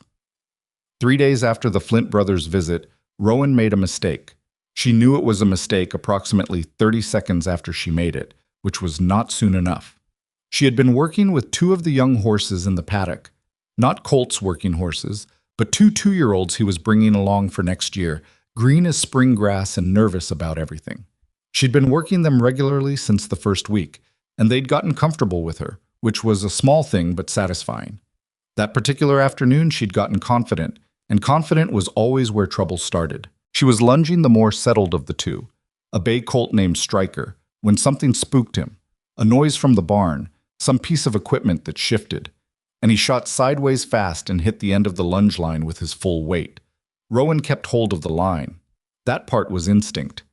The problem was the way her right foot planted when she braced against his pull. It planted wrong, in an icy patch she hadn't noticed, and she felt the twist go through her right leg from the ankle up. Not the scar, something adjacent to it, the surrounding muscle that had compensated for the scar damage for 5 years and was apparently done compensating for the day. She stayed on her feet. She kept hold of the line and talked the colt down, and by the time Striker was standing still and blowing hard through his nose, looking embarrassed about the whole thing the way young horses do, her leg was telling her things she didn't want to hear. She put Striker away. She walked back to the house at a pace she hoped looked normal. She did not make it to the front door before Colt appeared from the barn. She heard him stop walking behind her. Rowan, I'm fine. You're not walking right. The footing's icy, she said, which was true and also not the point. Rowan, stop. She stopped. She turned around. He was looking at her with an expression she hadn't seen from him before. Not anger, not pity, something more complicated. Like frustration and concern had arrived at the same moment and weren't sure which one got to go first. What happened? He said. She told him, straightforwardly, because she had told herself she was not going to be the kind of person who concealed things after the conversation they'd had in the first hour about exactly that. But that didn't make it easy. He listened without interrupting. Sit down, he said when she was done. I can... Sit down, Rowan. Not harsh, just absolute. She sat down on the paddock fence rail, and he crouched in the snow and took her right boot off with the same matter-of-fact care he'd used the first night, and looked at the ankle. The swelling was already visible. Not the scar, he said. No, muscle. The posterior tibial, probably. It's been compensating. He pressed carefully around the ankle, and she held still. You didn't tear it. It's a strain. He looked up at her. You've been pushing it. I've been working, she said. Too hard, he said. The work needed doing. Some of it could have waited. He stood up, and the expression was still complicated, but it had settled into something more like a decision. You can't work yourself past this and pretend there's nothing wrong with the leg. That's what got you in trouble the first day.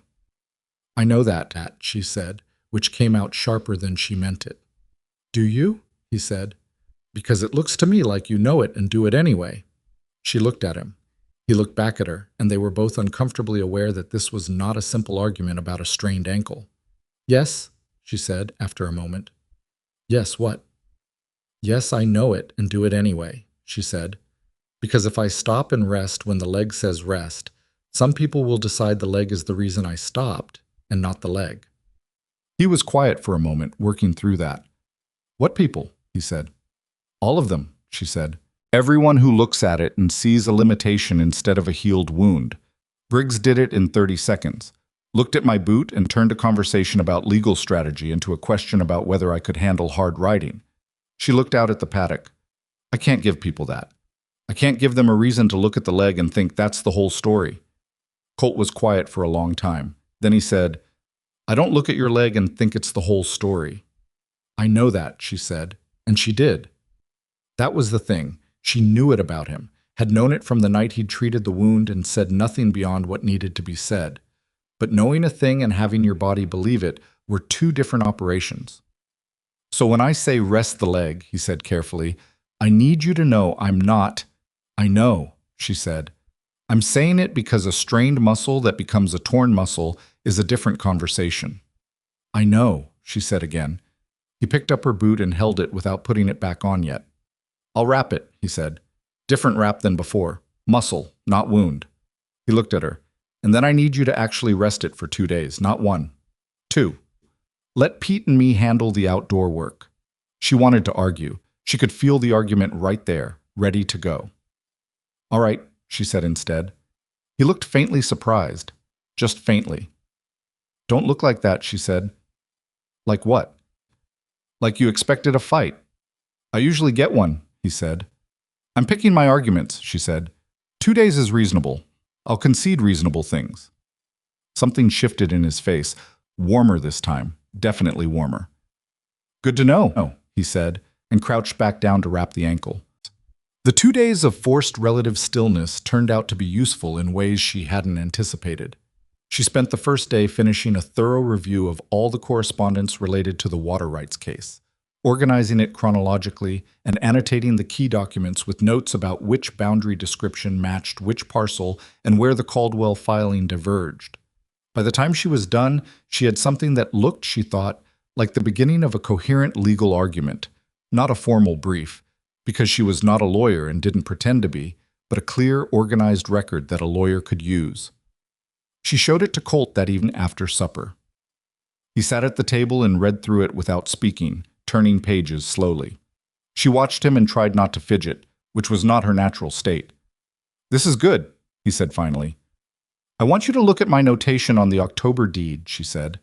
The language about the eastern boundary. I want to make sure I've understood the property description correctly, because if I've misread it, the argument falls apart. He turned to that page. Read it. Read it again. You've read it right, he said. You're sure? I surveyed that boundary myself, he said. I know exactly where the eastern line runs. What you've written exhaled, which told her she'd been more anxious about it than she'd admitted to herself. Good, she said. He looked at the pages again. Rowan, this took days to put together. I had time. I wasn't supposed to be walking around. Before that, he said, you've been working on this since the first week. She looked at the fire. The land dispute is the main threat, she said. Everything else, the note, the supply situation, Briggs's pressure, it's all downstream of the water rights case. If you win that, the rest of it loses most of its power. So yes, I've been focused on it. He was looking at her with that particular quality of attention she'd catalogued, the revision look, like he was updating something. Thank you, he said. It was such a plain statement, no decoration on it, and somehow that made it more rather than less. Don't thank me yet, she said. We still need a lawyer. I know a man, he said. In Cheyenne. His name's Harlan Webb. He's good. I looked into him before the weather closed the roads. The question was always the fee. What's the fee? He told her.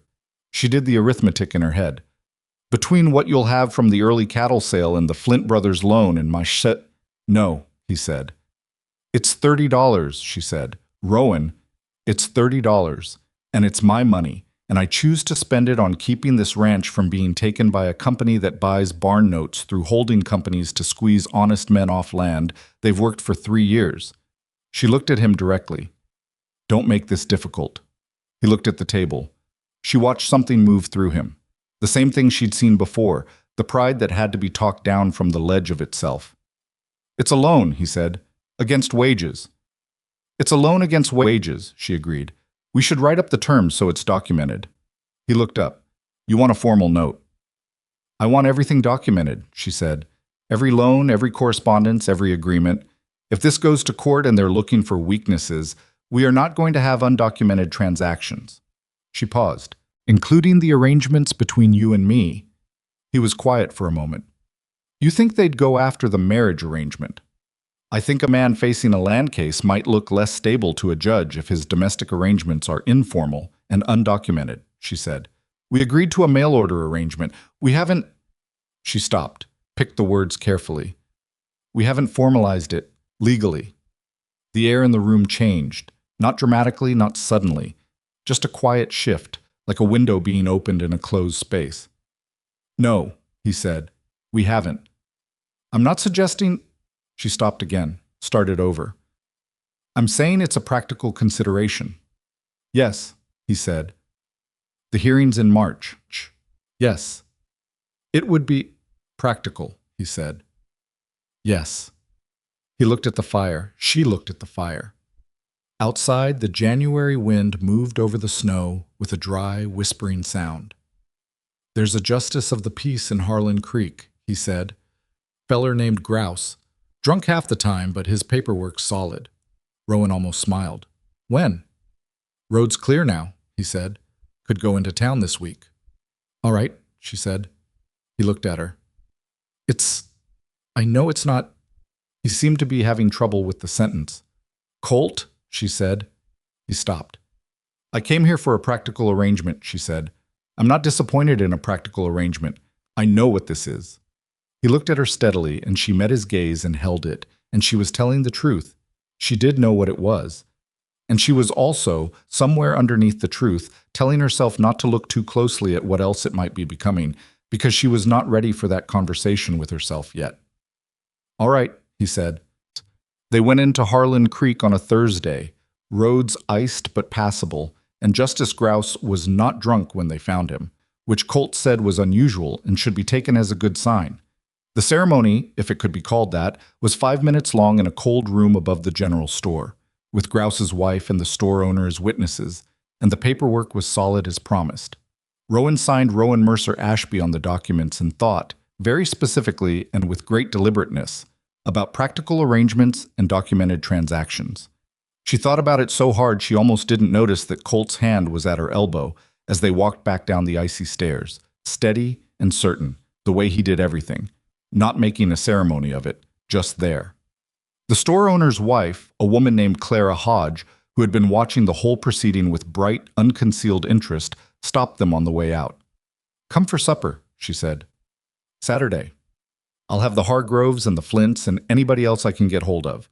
You can meet people properly instead of through a blizzard. Rowan looked at Colt. He looked like he'd rather ride into another storm, which she suspected was accurate. Thank you, Rowan said. We'll come. Colt said nothing, which she was counting as agreement. Clara Hodge looked at him and then at Rowan and seemed to decide something. You'll do, she said to Rowan in a tone that appeared to settle some important question. Outside, walking back to the horses, Colt said, "You didn't ask me about Saturday." "You would have said no," she said. "Probably. And you need to meet these people as a unit, not as a lone rancher with a woman staying at his place. It's better for the case, and it's better for the land deal, and it's better for buying supplies next time we're in town." She mounted Bess carefully, favoring the right ankle, which was still not entirely right. Also, Clara Hodge looked like someone who knows where all the bodies are buried in this town, and I want to know what she knows. He mounted his bay and looked at her. "You figured all that out in 30 seconds. "I figured out the last part in 30 seconds, she said. "The rest I knew before we came into town." He shook his head once, not negation, something more like acceptance. "Practical," he said. "Practical," she agreed, and they rode back toward the ranch in the winter light, married now on paper, the road ahead of them hard with ice and the afternoon closing down around them, and between them a silence that had traveled a long way since the first night, and arrived somewhere along the road at something that felt less like the silence of strangers and more like the silence of people who were thinking the same thing and choosing, for now, not to say it. The supper at Clara Hodges was the kind of event that looked like a social occasion and functioned as something considerably more complex. There were 8 people around the table besides Rowan and Colt, the Hargroves, both Flint brothers, a sheep rancher named Ortega and his eldest son, and a woman named Bet Sauer who had, Claire explained, bought land north of town 2 years ago and had been dealing with Caldwell's pressure on her water source ever since. Betta Sauer was small and angular and approximately 60 years old and had the expression of someone who had been right about things for decades and was tired of people discovering it after the fact. She sat across from Rowan at the table and regarded her with the frank assessment of someone who did not waste time. "You looked at the documents," Bet said. It wasn't a question. "Yes," Rowan said. "Colt let you." "Yes." "He doesn't let people look at his documents," Bet said. She glanced at Colt, who was talking with Magnus Hargrove at the other end of the table and appeared not to be listening. "Or he didn't used to." "Things change," Rowan said. "What did you find?" Rowan told her. Briefly, specifically, the boundary description discrepancy, the holding company between Caldwell and the barn note, the correspondence she'd organized for the hearing. Bet listened without interrupting, her eyes sharp. "The same error," Bet said when Rowan was done. "What?" "The boundary description error. They filed the same type of claim against my land last spring. Different parcel, different creek, but the same kind of discrepancy. Eastern boundary, northeastern boundary. I noticed it, but I didn't know what to do with it." Rowan looked at her. "You have documentation?" "I have everything," Bet said. "I keep everything, always have." She looked down the table toward Colt. "If the same error pattern shows up in 2 different claims, that's not a clerical mistake. That's a method." "It's a template," Rowan said. "They're filing fraudulent claims from a template and counting on people not reading carefully enough to notice the discrepancy. Or not knowing what to do with it, if they do notice," Bet said. They looked at each other. "Your documentation and mine together," Rowan said, "submitted jointly to the territorial judge. 2 properties, same error pattern, same company. That's not a land dispute anymore." "No," Bet said. "That's a fraud case."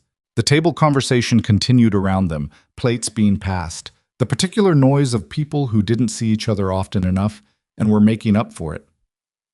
Neither Rowan nor Bet said anything for a moment. Then Bet said, "You've been here 3 weeks." "4," Rowan said. 4 weeks. Bet tilted her head slightly. "Colt Ashby has been fighting this alone for 2 years." "I know," Rowan said. "I'm not criticizing him," Bet said. "He's a stubborn, capable man who doesn't know how to ask for help. That's very common out here, usually fatal to the thing you're trying to protect." She looked at Rowan steadily. "You're not that." "No," Rowan said. "Good," Betty said, and reached for the bread. Rowan told Colt about the conversation on the ride home. All of it. Betta Sauer's documentation, the template theory, the possibility of a joint filing. He listened without speaking until she was done. The horses moved through the dark at a steady walk, their breath clouding in the cold. "She'll share her documents," he said. "She will if you ask her. You should ask her in person." "Tomorrow," he said.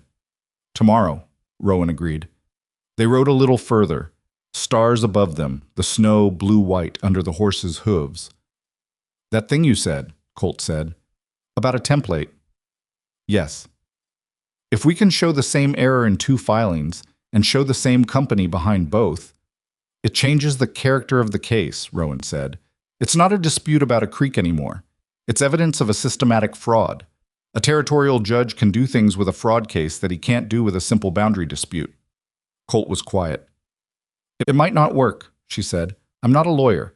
Webb will tell us what's actually usable. No, he said. It'll work. He said it with the simple, direct certainty of a man who had just seen a thing clearly. It's right. When something's right, you can feel it. She looked at him in the dark. This man who used words like fence posts, functional, not decorative, and who had just said you can feel it like it was the most natural thing in the world. Send for Webb, she said, as soon as you can. I'll write tonight, he said. They came over the last rise and the ranch was below them, the barn and the house, and the smoke rising from the chimney where Pete had kept the fire going. And it looked the same as it always looked, plain, solid, built to last, and also somehow different than it had 3 weeks ago when she'd first seen it from horseback, bleeding quietly into her boot and telling herself she was fine. She was fine now, different kind of fine. Her ankle still ached on the right side and her hands were cold, and she had 4 weeks of Wyoming winter still to get through before the roads would be reliably open, and there was a land fraud case to build, and a barn note to meet, and a man beside her who kept most of himself behind a face that gave nothing away without permission. But she was fine, she was more than fine, and she was carefully, deliberately not thinking about what word came after. More than fine, because there was still too much to do, and she could not afford to be distracted by the particular quality of the silence between them, which had changed again tonight, had moved another inch towards something she didn't have a name for yet. She was not rushing it. She had learned, at considerable personal cost, the difference between hoping for something and reaching for it before it was ready. She would wait. She was good at waiting when the thing she was waiting for was worth it. Harlan Webb arrived on a Tuesday in the second week of February, 3 days before the barn note came due, which was either good timing or the closest thing to luck. Colt Ashby had experienced in 2 years. He was a small man. That was the first thing, because you expected a territorial lawyer to take up more space somehow, to arrive with the physical authority of someone who argued for a living. Webb was compact and quiet, with quick eyes behind wire-rimmed spectacles, and the particular stillness of someone who had learned that listening was more useful than talking in most situations. He rode in on a rented horse from Rawlins, carrying a single leather satchel that looked like it had been to more courtrooms than most judges. Colt met him at the fence. Rowan stood slightly behind and to the left, which was where she'd decided to position herself. Present, visible, but not leading the greeting, because she'd thought about this and decided the introduction should be Colt's. Webb shook Colt's hand and then looked at Rowan with the same quick, assessing attention he'd turned on everything since coming through the gate. "Mrs. Ashby," he said. "Mr. Webb. Come inside. It's cold and I have coffee." He looked faintly surprised, not at the coffee, she thought, but at the directness. Then he nodded and followed them in. She put the organized documents on the table before he'd finished taking his coat off. All of it. The original deed, the Caldwell filing, her annotated comparison of the boundary descriptions, the correspondence with the county recorder's office, the letters to the territorial judge, and Betty Sauer's parallel documentation in a separate folder clearly labeled with her name and property location. Webb sat down and looked at the table. "You put this together," he said to Rowan. "Yes." He picked up the annotated comparison first, which told her something about him.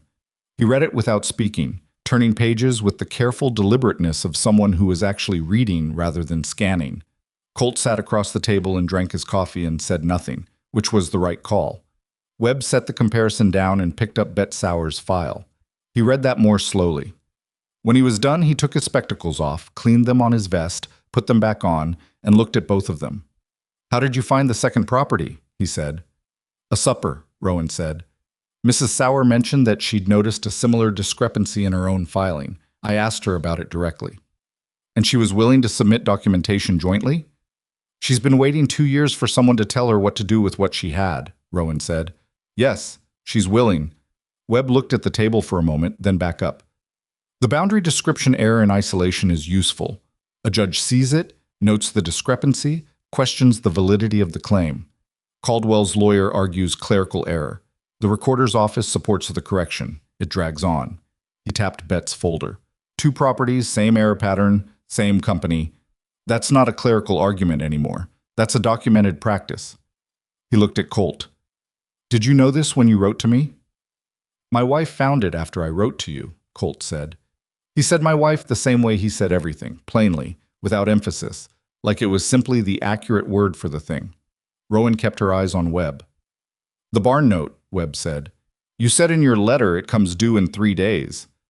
Day after tomorrow, technically, Colt said. The note holder, the Cheyenne Investment Group. Do you have documentation of the connection between them and Caldwell Land Company? I have a chain of inference, Rowan said. Not direct documentation. The investment group's corporate filing lists a Cheyenne attorney named Sorensen. The same attorney's name appears on 2 of Caldwell's property filings in the county records. She pulled the relevant pages. It's not proof. It's a pattern. Webb took the pages, looked at them. Sorensen, he said quietly, like he was placing the name somewhere. You know him? Colt said. I know of him, Webb said. He represents several land investment concerns in the territory. He has a reputation for aggressive filing strategies. He set the pages down with a particular care that suggested he was deciding something. If I can subpoena the investment group's formation documents as part of the fraud proceeding, is that possible? Rowan said. If the judge agrees to hear the cases jointly, yours and Mrs. Sowers, and if he agrees that the pattern of filings constitutes evidence of a systematic fraud rather than individual boundary disputes, then yes. A fraud proceeding has different discovery powers than a simple land case. Webb folded his hands on the table. It's not guaranteed. The judge is a man named Aldrich. I've appeared before him twice. He's not Caldwell's man, but he's cautious. He doesn't like reaching beyond what the evidence directly supports. What do we need to give him? Rowan said. Webb looked at her steadily. More than inference on the Sorensen connection, he said. Something direct. The room was quiet for a moment. Give me 3 days in this county records office, Rowan said. Both men looked at her. The county recorder files everything, she said. Property transactions, deed transfers, corporate registrations. If the investment group has done any business in this county, it's in those records. If Sorensen's name appears on those filings, as well as on Caldwell's documents, that's direct connection, not inference. The county recorder may not be cooperative, Colt said. We don't know whose side he's on. The records are public, Rowan said. He can be uncooperative and still be required by law to allow access. She looked at Webb. Am I right about that? You are, Webb said. A territorial citizen has the right to inspect public land records. He can make it slow and unpleasant. He can't legally refuse. Then I'll go slow and I'll be unpleasant if I have to, Rowan said. Colt looked at her. She could see him working through the logistics, the roads, her ankle, which was still not entirely reliable on rough ground, the 3-day window. I'll go with you, he said. You need to be here for the note payment, she said. If you're not physically present when it comes due, they could argue default on a technicality. You stay. Pete can ride with me. Pete is a perfectly capable escort, and he knows those roads better than anyone, she said. I'll be fine. He held her gaze for a long moment. She held it back. They had gotten, over the past 6 weeks, reasonably good at the particular silent negotiation of 2 people who were both stubborn and also, when pressed, capable of reason. Take Bess, he said. She's steadier than the Flint's spare horse. All right, and you send word the moment you get to Rollins. All right, she said again. Webb watched this exchange with the expression of a man filing information. I'll need Mrs. Sowers' participation confirmed in writing before the hearing, he said, and I'll need to speak with her directly before I draft the joint filing. I'll arrange it, Rowan said. She's 4 miles east. You can ride out tomorrow morning. Good. Webb picked up his coffee mug, which had gone cold, and drank it anyway without remarking on it. The hearing is March 7th. That gives us 3 weeks and 2 days. He looked between them. This is workable. I won't tell you it's certain, because it isn't. Caldwell will have representation, and they will argue vigorously. But what you have, he gestured at the table. This is considerably more than I expected when I rode out here. Colt said, "What did you expect?" "An angry rancher with a legitimate grievance and no documentation," Webb said flatly. "It's what I usually get." He looked at Rowan. "This is different." She nodded once. "The barn note," Colt said. "Day after tomorrow." "Pay it," Webb said. "In full, in front of a witness. Get a written receipt. If we can establish the Sorensen connection, the payment history becomes part of the fraud record. It shows you are meeting your obligations even under coordinated financial pressure. Don't give them a default to work with." "We have the funds," Colt said. Webb nodded, gathered his papers, and looked at the survey map on the wall. "Is that your property?" "Yes." He went to it and studied it for a long moment, tracing the creek line with one finger. "The eastern boundary," he said. "Yes," Rowan said, "right there. The creek runs along that line. Caldwell's filing describes it as northeastern, which corresponds to this adjacent parcel here." She pointed. "Different land, different water source, same description." "The same description," Webb said quietly. "Yes." He turned around. "I'll want to walk that boundary before the hearing, with you present, Mr. Ashby, so I can ask questions about the original survey markers." "Whenever you're ready," Colt said. "Tomorrow afternoon, if Mrs. Sauer can see me in the morning." He looked at Rowan. "You'll leave for Rawlins the following day?" "At first light," she said. Webb nodded. "Then we have a plan," he said. "Plans change. Be ready for that." "We're used to it," Colt said. The barn note payment happened on a Thursday afternoon that was cold and bright and still, one of those Wyoming winter days that looked like a painting of itself. The sky so blue it seemed almost aggressive about it, the snow sharp-edged and shadowless in the midday light. The man who came for the payment was not Tanner Briggs. That was the first unexpected thing. He was a younger man, smooth-faced and dressed in the careful way of a man who worked in an office and wanted you to know it, with a leather document case and an attitude of professional neutrality that Rowan recognized immediately as the attitude of someone who had been specifically instructed not to provoke anything. They'd sent a clerk, not Briggs. Rowan stood in the doorway of the house and watched Colt meet the man at the fence, and she thought about what it meant that Briggs wasn't here. Either he was occupied elsewhere, or someone had told him to stand back, which meant someone in the Caldwell operation had decided that the aggressive approach wasn't working and had adjusted, which meant they knew something was changing. They couldn't know about Webb yet, or about Bet Sauer's documents, but they knew something. Magnus Hargrove was there as witness, which Colt had arranged 2 days earlier. He stood at the fence with his arms crossed and his expression deliberately blank, which on Magnus Hargrove's large, weathered face looked like a natural formation. The clerk counted the money. All of it, the Flint's $60 and Rowan's $30, and what Colt had from the early cattle arrangement he'd worked out with a rancher in the next valley, and wrote the receipt with the painstaking care of someone who understood that this document was going to be looked at again. He handed Colt the receipt. Colt folded it and put it in his vest pocket. The clerk looked at the barn for a moment, the same look Briggs had used, that calculated assessment, and then looked at Colt.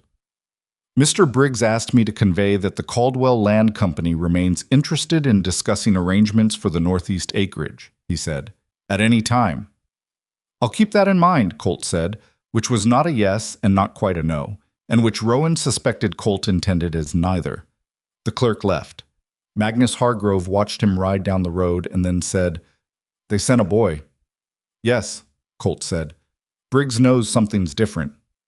"Maybe," Colt said. He looked at the receipt in his hand, then tucked it back in his pocket. "Notes paid. That's what matters today." Magnus stayed for coffee and said what she was coming to understand was the Hargrove version of things going well, which was a list of practical observations delivered with the satisfaction of someone checking items off a mental roster. The note was paid. The records were solid. The lawyer was good. Rowan was going to Rawlins. These things were happening in the right order.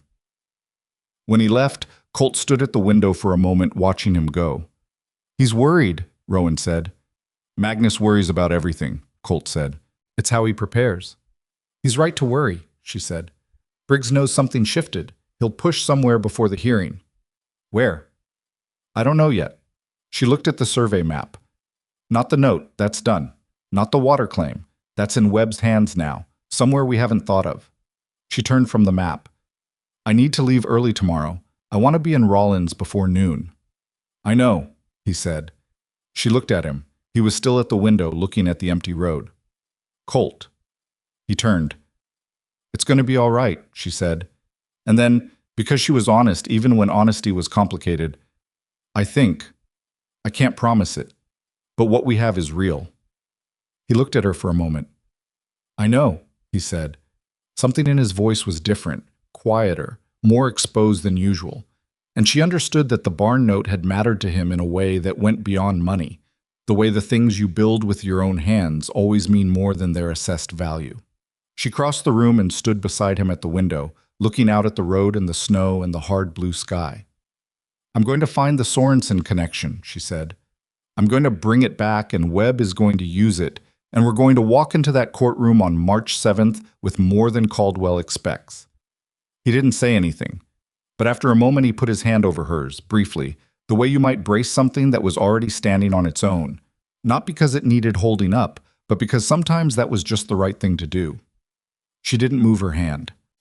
Rollins was 2 hours from the ranch in good conditions, and conditions the day Rowan and Pete rode out were not quite good.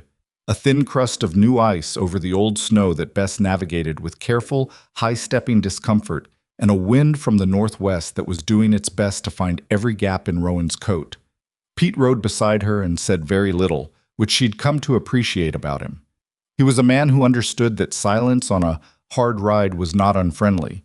The county recorder's office was a small room attached to the back of the county courthouse, staffed by a single clerk named Odell, who was approximately 60 years old, had a face like a man who had been annoyed continuously since birth, and who looked at Rowan the moment she came through the door with an expression that combined suspicion, condescension, and the specific resentment of a small authority confronted with someone who knew their rights. Records inspection, Rowan said before he could speak. Territorial citizen, public land records. I'd like the filing indexes for corporate property transactions. Sweetwater County, the past 4 years. Odell looked at her, then at Pete, who was standing in the doorway with his arms crossed and his face doing the thing it did when he was deliberately being unreadable. I'd need to know the specific parcels, Odell said. No, you wouldn't, Rowan said pleasantly. The index is a public document. I'd like to see it. He made her wait 40 minutes. She sat on the single wooden bench along the wall and waited and did not show him that she minded. When the index finally appeared, she worked through it methodically. She wasn't looking for anything she didn't know what to look for. She was looking for Sorensen's name, for the investment group's name, for any transaction that connected the two. She found the first one at the end of the first hour. A property transfer from 18 months ago, a small parcel in the southeast corner of the county, transferred from a private owner to a holding company called Territorial Range Holdings. The filing attorney, R.J. Sorensen, Cheyenne. She wrote it down. She kept looking. By the end of the second hour, she had 4 transactions, all within the past 2 years, all filed by Sorensen, 2 of them involving parcels that had subsequently appeared in Caldwell Land Company filings as part of consolidated acreage claims. By the end of the third hour, she had 6, and Odell had come to check on her twice with the attitude of a man waiting for her to give up, and she had given him a pleasant, unrevealing look both times and gone back to the index. The 7th transaction was the one that mattered. It was a corporate registration, Territorial Range Holdings filing its articles of organization with the county, required by territorial law if the company conducted business in the county. The registered agent, R.J. Sorensen, the incorporating principals. 3 names she didn't recognize and 1 she did. Edward Caldwell. She sat with that for a moment. Outside, she could hear the courthouse going about its afternoon business. The wood of the bench was cold through her coat. She copied everything, slowly and precisely, making sure her handwriting was clear. Every name, every date, every parcel description. She made 2 copies, because she was a woman who had learned what happened when there was only 1 copy of an important document. She closed the index and stood up. Odell looked up from his desk with the expression of a man who had expected her to leave empty-handed. "Thank you for your assistance," she said. He said nothing. Pete was waiting in the hall. He looked at her face and said, "You found it." "I found it," she said. They were back on the road within the hour, riding into the late afternoon with the wind at their backs for once, and Rowan held the copies of her notes inside her coat against her chest the whole way home, like something alive that needed keeping warm. She gave the documents to Webb that evening. He read them at the table while Colt built the fire higher, and Pete sat in the corner chair with his boots off and his face arranged in the particular expression of a man who had ridden a hard day and earned his silence. Webb read everything twice. When he looked up, his face was doing something she hadn't seen from him before. A quiet, controlled excitement, the professional version of it. Nothing like enthusiasm, but something adjacent. Caldwell is a principal in the holding company that acquired the barn note, he said. Yes, Rowan said. And Sorensen filed the Caldwell water rights claim. Yes. And Sorensen filed the Territorial Range Holdings corporate registration. Yes. Webb set the papers down with great care. This is direct connection, he said, not inference. Documented, public record. My opposing counsel cannot dispute the filing without disputing the county's own records. He looked at Colt. The fraud case just became considerably stronger. Colt was looking at the papers. Will Aldrich accept it? With this? Webb said. Yes. A cautious judge can work with direct documentation. He doesn't have to reach. He paused. There's something else. The barn note acquisition. If Caldwell is a principal in the company that holds that note, and if the water rights claim was filed by the same attorney in the same time period, I can argue that the note acquisition was part of a coordinated pressure strategy. That's not just fraud on the water claim, that's tortious interference with property rights. The room was quiet. What does that mean practically? Colt said. It means the judge can not only dismiss the water claim, but can also order the note invalidated as a product of the fraudulent scheme, Webb said. If he's willing to go that far. He paused. Aldrich might. With this evidence, he might. Pete made a sound from the corner. Not a word. Just a sound. The sound of a man who had been holding something in for a while and was letting a little of it go. Colt looked at Rowan. She had been watching him since Webb started reading, tracking the careful, controlled way he processed it. The same way he processed everything, without hurry, without letting his face run ahead of his thinking. But now his face had something in it that she recognized as the thing he showed only when he'd stopped managing. Good work, he said. 2 words, plain as fence posts. She felt them land somewhere specific and didn't examine where. It was the supper, she said. If Clara Hodge hadn't invited half the county, I'd never have met Bet Sauer. You'd have found another way, he said. She didn't argue. Maybe she would have, maybe not. The way things actually happened was the only way that mattered now. Briggs came back 11 days before the hearing. This time he came alone, which was different, and he came to the front door rather than the fence line, which was also different. Both of those differences made Rowan more cautious, not less. She answered the door. Colt was out with Pete checking the east fence, which she knew, and Briggs, she suspected, also knew. Mrs. Ashby, Briggs said. He had never called her that before. The use of it now was deliberate, a recalibration, she understood. He had decided she was someone who needed to be addressed differently. Mr. Briggs, she said. She did not open the door wider or step back. I was hoping to speak with your husband.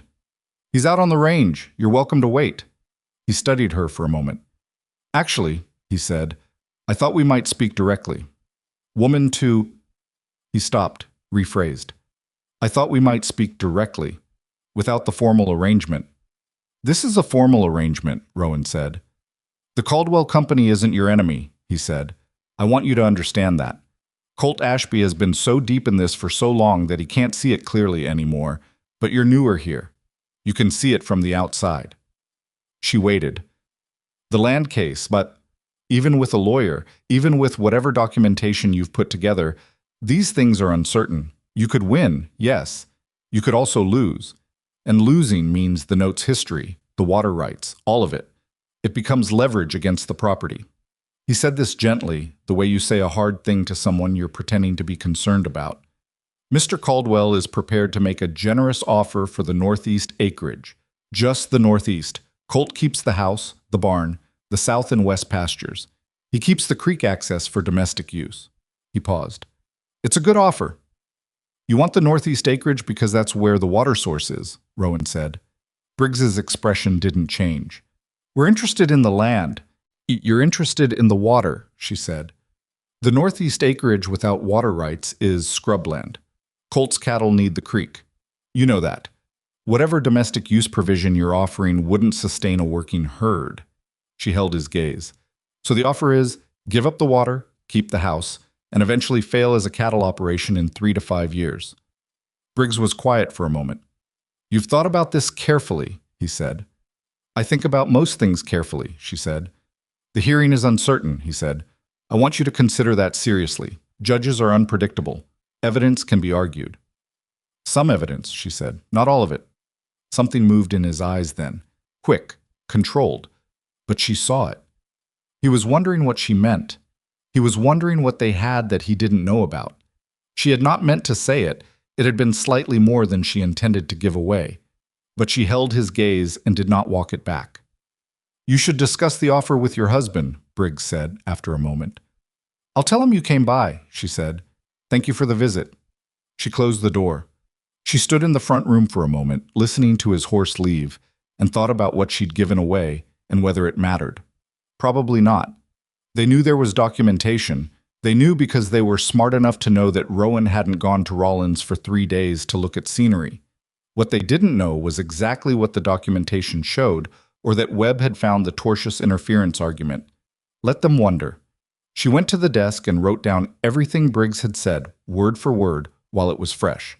She dated it and signed it. She put it with the other records. When Colt came in an hour later, cold from the fence work and moving with the contained stiffness of someone who had been outside too long, she gave him the paper and waited. He read it standing up, still in his coat. They're scared, he said. Yes, she said. Don't let that make you generous. He looked at her. Scared people make offers that look better than they are, she said. They're calculating that the hearing is uncertain enough that we'd rather have something definite. Don't let the uncertainty make the offer look bigger than it is. He looked at the paper again. They'd take the Northeast. They'd take the water, she said. The Northeast is just the wrapping. He folded the paper, handed it back to her. Put it with the rest. She put it with the rest. Webb needs to know they made a direct approach, she said. I'll write him tonight. Write him tonight, she agreed. He went to the stove to warm his hands, and she looked at his back and thought about the hearing. March 7th, 19 days away, and what it was going to feel like to sit in a courtroom in Cheyenne and watch Webb lay out everything they'd built over the past 2 months, document by document, connection by connection. She thought about what Briggs had said. These things are uncertain. He wasn't wrong. They weren't wrong. The case was strong and the evidence was real and Webb was good, and it was still uncertain because courts were uncertain and judges were human, and nothing in this life was as simple as being right. She had known that before she came here. She had known it her whole life, in fact, in the particular way of someone who had been right about the wagon wheel being too close to the edge of the road and been right too late to matter. Being right and being safe were different things. But she was not willing to trade the right thing for the safe offer. She didn't think Colt was either.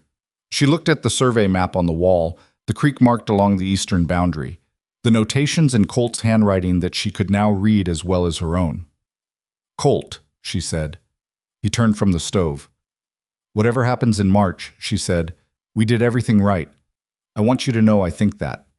He looked at her for a long moment, the firelight moving across his face, and something in his expression came open in a way she'd been learning to recognize, the thing he showed when he'd stopped managing what she could see. I know, he said. I think so too. It wasn't a declaration. It wasn't even particularly warm by most measures. But it was Colt Ashby saying, I know, and I think so too, and meaning both of them completely, which she had come to understand was the way he said the things that mattered, plainly, directly, without decoration, like everything he built, meant to last.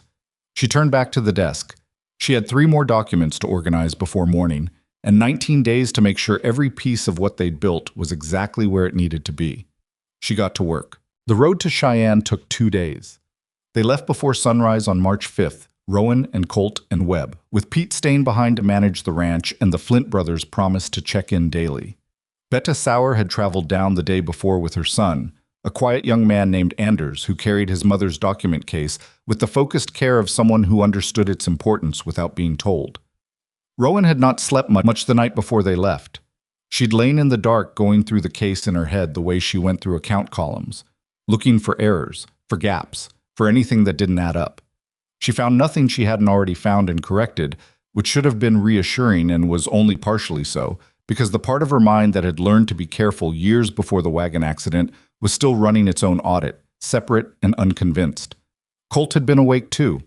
She'd heard him in the kitchen at 2 in the morning, the soft sounds of a man making coffee and sitting with it alone. She hadn't gone out. Some things a person needed to sit with by themselves, and she had learned over these months which of his silences were the kind that wanted company and which were the kind that needed space. That one needed space. She had respected it and lain in the dark and made herself breathe evenly until it was time to get up. The courthouse in Cheyenne was larger than anything in Rawlins or Harlan Creek, a solid stone building with pretensions toward permanence that the territory was still young enough to be self-conscious about. They arrived on the afternoon of the 6th, and Webb spent 2 hours in conference with Rowan and Betty Sauer, going over the order of presentation, the documents, the specific language he intended to use for the tortious interference argument. Caldwell's attorney was already in town. Rowan saw him in the hotel dining room that evening. A tall man named Price, well-dressed, with the practiced ease of someone who spent a great deal of time in courtrooms and had decided it suited him. He glanced at their table and then away, which was its own kind of message. Colt watched Price across the room. "He looks confident," he said. "He always looks confident," Webb said. "It's a professional posture. Ignore it." "Can we beat him?" Colt said. He asked it directly, which was how he asked everything. Webb considered the question with the seriousness it deserved. "We have better evidence," he said. "Whether better evidence translates to a better outcome depends on Aldrich." He looked at Colt. "I won't lie to you. I've seen stronger cases lose and weaker cases win. What I can tell you is that what we're bringing tomorrow is as solid as anything I've walked into that courtroom with." Colt nodded once. "All right," he said, and went back to his supper. Rowan looked at Webb across the table. Webb looked back at her with the expression of a man who had said what he could say and knew it wasn't everything the people across from him needed to hear. She didn't sleep well that night either. Judge Aldrich was exactly what Webb had described, a careful man. He came onto the bench with the measured deliberateness of someone who understood that the weight of his authority was not in the speed of his decisions, but in their quality, and he looked at both tables with an expression of professional neutrality. So complete it was almost its own kind of information. Price opened for Caldwell with the argument Rowan had anticipated. The water rights claim was a legitimate filing based on a historical deed predating Colt Ashby's ownership. The boundary descriptions were consistent with the deed in question, and any discrepancy in language was a matter of surveying terminology rather than intent to deceive. He said it smoothly. He had a voice built for courtrooms, resonant, unhurried, the kind of voice that sounded like reason itself rather than one side of an argument. Rowan sat beside Colt at the plaintiff's table and kept her hands still in her lap and listened to every word. Webb let Price finish completely. Then he rose, and the first thing he did was put Rowan's annotated comparison on the table in front of Judge Aldrich. The document she'd built over 3 weeks, the boundary descriptions side by side, the specific language highlighted, the discrepancy laid out in the careful, precise terms she'd argued with herself about until they were exactly right. "Your Honor," Webb said, "the claim before this court does not describe an alternate interpretation of the same boundary. It describes a different boundary. The waterway in question runs along the eastern edge of Parcel 6, as recorded in the original Ashby deed dated November 1879. The Caldwell filing describes a water right along the northeastern edge of Parcel 7. These are not the same creek described from different positions. Parcel 7 has no creek. What Caldwell has filed a claim to is a water source that does not exist on the land. The land they're describing." The room was very quiet. Aldrich looked at the document. He looked at it for a long time. Price rose. "Your Honor, the surveying language of the period." "I can read a boundary description, Mr. Price," Aldrich said, without looking up. Price sat back down. Webb waited. Then he put Bet Sauer's documentation on the table beside the first, and he explained what it showed. The same error pattern, the same company, a different property in the same county. He laid it out with the same precision Rowan had used building it, because he had learned it from her documents and understood how it was built to be presented. And then he put the Rawlins records on the table. Territorial Range Holdings. Edward Caldwell as principal. Sorensen as filing attorney. The barn note, the water rights claim, the same attorney, the same company, the same month. He built it the way you build a fence, post by post, wire by wire, nothing fancy, nothing that wasn't load-bearing. When he was done, the structure was there in the room, visible to everyone, and it held. Price argued. He argued skillfully. Rowan gave him that. He questioned the relevance of the holding company's principles, argued that corporate investment in land was standard practice, challenged the inferential leap from note acquisition to coordinated fraud. He was good. But Webb had Rowan's documents. He had Bet Sauer's documents. He had the county records that Odell had made her wait 40 minutes to see. And every time Price challenged the inference, Webb put another direct piece of evidence on the table that transformed the inference into a documented fact. Aldrich asked questions. Good ones, specific ones. The questions of a man who was actually working through it rather than performing the work. He asked about the timeline of the note acquisition relative to the water rights filing. He asked about Sorensen's dual representation. He asked Betta Sauer directly. She had been called to testify. Whether she had received similar overtures from the Caldwell Company following the filing against her property. Betty Sauer looked at Judge Aldrich with 60 years of accumulated patience and said, yes, she had, within 2 weeks of the filing, and described the offer in language that was precise and dry and devastating in its ordinariness. This was a company that had a method. She described the method. Aldrich looked at his documents. The room waited. Rowan was aware of Colt beside her, perfectly still, the particular stillness of a man who had learned that stillness was the only useful response to things he could not control. She was aware of her own heartbeat, which was faster than she would have liked, and which she was refusing to show. Aldrich said, I'm going to take a recess. The recess was 1 hour and 40 minutes. They waited in the corridor outside the courtroom, Webb standing apart with his notes. Bet Sauer sitting with Anders on a bench against the wall. Colt stood near the window at the end of the corridor and looked out at the street below. And Rowan stood beside him because that was where she wanted to be, and she had gotten past pretending otherwise. It's enough, she said, quietly enough that it was only for him. What we brought in there, it's enough. Aldrich is careful, but he's not going to look at what Webb put on that table and decide it doesn't add up. It adds up. You don't know that, he said. No, she said. I don't know it. I think it. He was quiet. Outside, Cheyenne went about its afternoon with complete indifference to what was happening in the courthouse above it. Wagons in the street, men on the boardwalk. The ordinary motion of a place that had other things on its mind. When I bought the ranch, Colt said, still looking at the window, I had about $40 left after the purchase. The previous owner left 2 horses and a broken-down wagon and 40 head of cattle that were in worse shape than he'd said. He paused. First night I slept in the barn because the roof leaked in the bedroom. I lay there in the dark, listening to water drip, and thought, I have made a serious mistake. She looked at him. This was more consecutive words about himself than she'd heard from him in 3 months. But the next morning I got up, he said, and I fixed the leak. And the morning after that I fixed something else. And it turned out that was the whole of it. You just kept fixing things. He turned from the window and looked at her. I didn't think there'd be a point where I couldn't fix something by myself. The land case, she said. The land case, he said, and other things. He held her gaze with the directness that was simply part of him, not a performance of honesty, but the actual thing. I'm not good at saying what I mean when what I mean is personal, he said. You know that. I know that, she said. But you came here, he said, and you looked at the documents, and you found Bet Sauer at a supper. And you sat in Odell's cold office for 3 hours and found the Sorensen connection, and you wrote down everything Briggs said the moment he left. He paused. I want you to know I see that. I've been seeing it the whole time. She looked at him for a long moment. There was more in what he'd said than the words themselves. She'd gotten good at reading him, at finding the larger statement behind the plain one, the way you find the waterway by following where the land actually leads. I know you've been seeing it, she said, but I haven't said it. You've said it in other ways, she said. I've been listening. He looked at her the way he looked at the land sometimes. The survey look, as she privately called it, like he was checking that what he believed to be true matched what was actually there. Then he said, I don't want this to be just a transaction.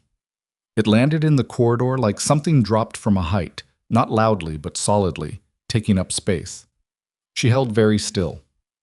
I know it started as one, he said, and I know you said you knew what it was, but I'm telling you now what it is to me, which is, he stopped, worked at it, which is different than what it started as.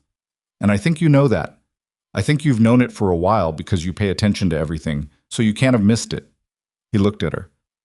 I just wanted to say it directly so there wasn't any question.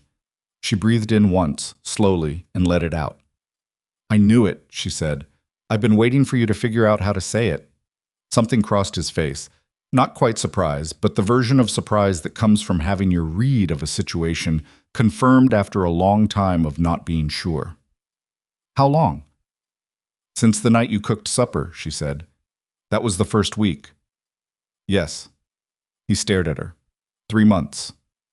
I was waiting for you, she said, and I had other things to think about. He made a sound that was not quite a laugh, but was in the same territory. Short, real, slightly undone. She smiled, and it was the full version, not the careful, controlled version she'd been managing for months. He put his hand against her face briefly, the way you touch something you've been careful about for a long time and are finally allowing yourself to simply reach for. She put her hand over his. They stood like that for a moment, in the corridor of a Cheyenne courthouse, with a land case being decided 50 feet away. Two imperfect people who had come at each other sideways and careful and had arrived, despite everything, here. Webb appeared at the far end of the corridor. They're reconvening, he said.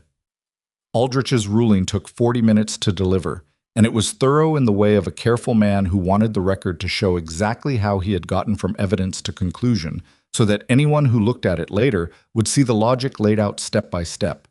He dismissed the Caldwell water rights claim in its entirety. He found the boundary description discrepancy to be not a matter of surveying terminology, but a material error that rendered the filing invalid on its face. He cited both properties, Colts and Bettis Sowers, in his ruling, noting the identical error pattern across 2 separate filings by the same company with the same filing attorney, and stated that this pattern was consistent with a systematic practice rather than an isolated mistake. He ordered the county recorder's office to formally void the Caldwell filing and enter the correction into the public record, and then he addressed the barn note. He said that the evidence presented regarding territorial range holdings, its principles, and the timeline of the note acquisition relative to the water rights filing was sufficient to support a finding of tortious interference with property rights. He said that a business arrangement designed to create financial pressure on a party in an ongoing legal dispute, when that arrangement was connected to the opposing party in that dispute, could not be treated as a separate commercial transaction. He said the note was therefore unenforceable as a product of the fraudulent scheme and ordered it canceled. He looked at Price when he said the last part. Price was looking at his papers. The courtroom was very quiet. Rowan became aware slowly that she had been gripping the edge of the table for the last several minutes, and that her knuckles were white. She released the wood. Her hand was stiff. Beside her, Colt sat without moving. She looked at him. His jaw was tight. His eyes were forward.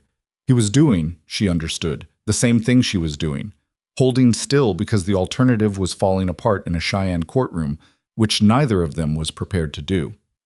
Webb gathered his papers with the calm efficiency of a man who had just done something he was quietly proud of and was not going to make a scene about it. Betta Sauer, from 2 seats down, exhaled a breath that she had apparently been holding for approximately 2 years. Price approached their table before they'd fully risen, which surprised her. He was professional about it. No warmth, but no hostility either. He looked at Webb first and then at Colt. "Mr. Ashby," he said, "regardless of the outcome here, sir, and I want you to know I'll be advising my client on the limitations of appeal in this instance. I think you should know that you were better prepared than we anticipated." Colt looked at him. My wife prepared the documentation," he said. Price glanced at Rowan. Something crossed his face. Assessment, adjustment, the recalibration she'd seen from others. "Mrs. Ashby," he said with a slight nod. She nodded back and said nothing. After Price left, Webb said, "That was Price telling you he's going to tell Caldwell not to push it further." "I know," Rowan said. "Good instinct," Webb said, looking at her. "Most people would have said something to him. You didn't." "He wasn't asking me a question," she said. "He was delivering a message. There was nothing for me to add. Webb permitted himself a small, genuine smile. No, he said. There wasn't. They rode back to Harlan Creek the following day, the four of them, Rowan, Colt, Betta Sauer, and Anders. The road still hard with cold, but the sky open and the wind quiet for once. And the world looked different from the back of a horse when you were riding towards something you still had, rather than away from something you might lose. Bet rode alongside Rowan for most of the first hour and said almost nothing, which Rowan had come to understand was Bet's version of comfortable companionship. Near the halfway point, Bet said, "You know what changes now." "The water rights are secure," Rowan said. "The note's gone. Caldwell loses its leverage in the county." "That," Bet said. "And also, people will start coming to you." Rowan looked at her. "The ranchers who've been watching," Bet said.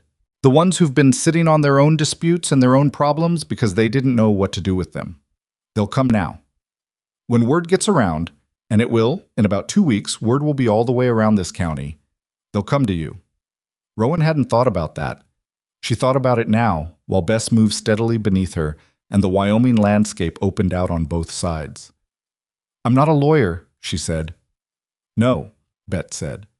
"But you know how to read a document, and you know how to organize evidence, and you know how to find things in public records." She looked at Rowan sideways. "That's not nothing in a county where half the people have never seen an actual lawyer." "I wouldn't know what I don't know," Rowan said. "No one does at the start," Bet said. "You learn. You found the Sorensen connection because you sat in Odell's miserable cold office for 3 hours and worked through the index. That's not a special talent. That's a decision to do the work." Rowan looked at the road ahead. "Colt would need to be part of that conversation," she said. "If it became something regular, people coming for help with documents and filings, it would affect the ranch." "Ask him," Bet said. "I will," Rowan said. She asked him that evening after they'd gotten back and Pete had made his version of celebration supper, which was a very large amount of beef stew and very little ceremony, which was exactly right. After supper, after Pete had gone to his bunk and the fire had settled into its evening rhythm, she told Colt what Bet had said. He listened. He didn't interrupt. When she was done, he looked at the fire for a while. "Do you want to do it?" he said. "I think I'd be useful at it," she said. "That's not what I asked." She looked at him. "Yes," she said. "I think I do." He nodded once, slow. "Then we figure out how it works with the ranch schedule," he said. "There'll be times I need you here and times it won't matter. We work it out as it comes." "It might not be anything," she said. "Bet might be wrong." "Bet's not wrong," he said. "She's been watching this county for 20 years. She knows how it moves." He looked at her. "You should do it." Something warm and uncomplicated moved through her at that. Not gratitude exactly, more like the feeling of standing on ground that was reliably solid, the particular relief of that after a long time of testing every step. "I'll need a proper desk," she said. "Not the corner of yours." "I'll build you one," he said. She looked at him. "I can build a desk," he said, with mild dignity. "I know you can," she said. "I just—" She stopped. She was smiling, which happened more frequently now, and still occasionally caught her off guard. "Thank you," she said. "Don't thank me," he said. "You earned a desk." Spring came in the way Wyoming spring always does. Not gently, not all at once, but in a series of negotiations between winter and the warming ground, cold mornings and afternoons that smelled like mud and snowmelt, and the particular green urgency of grass that had been waiting a long time. The cattle came through in reasonable shape. The calf numbers were good. The early sale Colt had arranged brought enough to clear the remaining accounts and leave something, not a lot, but something, in reserve. Betta Sauer was right about the people coming. It started with the Ortega family, whose youngest son had received a notice from a land company claiming a fence encroachment on the south boundary of their property. Rowan read the notice, identified the measuring error in about 20 minutes, and drafted a formal response that resulted in the company withdrawing the claim 6 weeks later. Then it was a widow named Creed who had inherited her husband's homestead claim and wasn't sure if the paperwork was in order. Then 2 brothers from the north of the county with a grazing rights dispute with a neighboring operation. Rowan kept careful records of everything. She was not practicing law. She was careful to say that clearly, every time, because Webb had explained exactly where that line was. She was helping people understand their own documents, reading what was already there, finding what was already public. She was not giving legal advice. She was giving people the information they needed to either handle things themselves or know whether they needed Webb. Colt built the desk. It was not a beautiful desk. It was a functional desk. Solid oak planks, jointed correctly. A drawer that opened without sticking, legs that were level on the first try because he measured 4 times before cutting once. He put it under the window on the east wall of the front room, where the morning light came in clean and straight and stayed long enough to work by. She came in one morning and found it there, finished overnight, with no ceremony attached. She stood in the doorway and looked at it. "It's good," she said. "Drawer sticks a little on the right side," he said, from the kitchen. "It doesn't stick," she said. "Might in summer when the wood swells." "I'll manage," she said. She sat down at it, put her hands flat on the surface. The wood was smooth from planing, not finished, raw and honest and built to be used. She thought about the desk she'd had in Abilene, in the rented room above the laundry. Small, battered, purchased secondhand from a man who'd needed the money more than the furniture. She'd sat at it for 2 years, keeping accounts for someone else's business, doing work that mattered to someone else. And she'd been grateful for it because it was honest work, and honest work was what she had. This was different. This was hers. She thought about that for a moment. What it meant to have something that was genuinely yours. Not the desk specifically.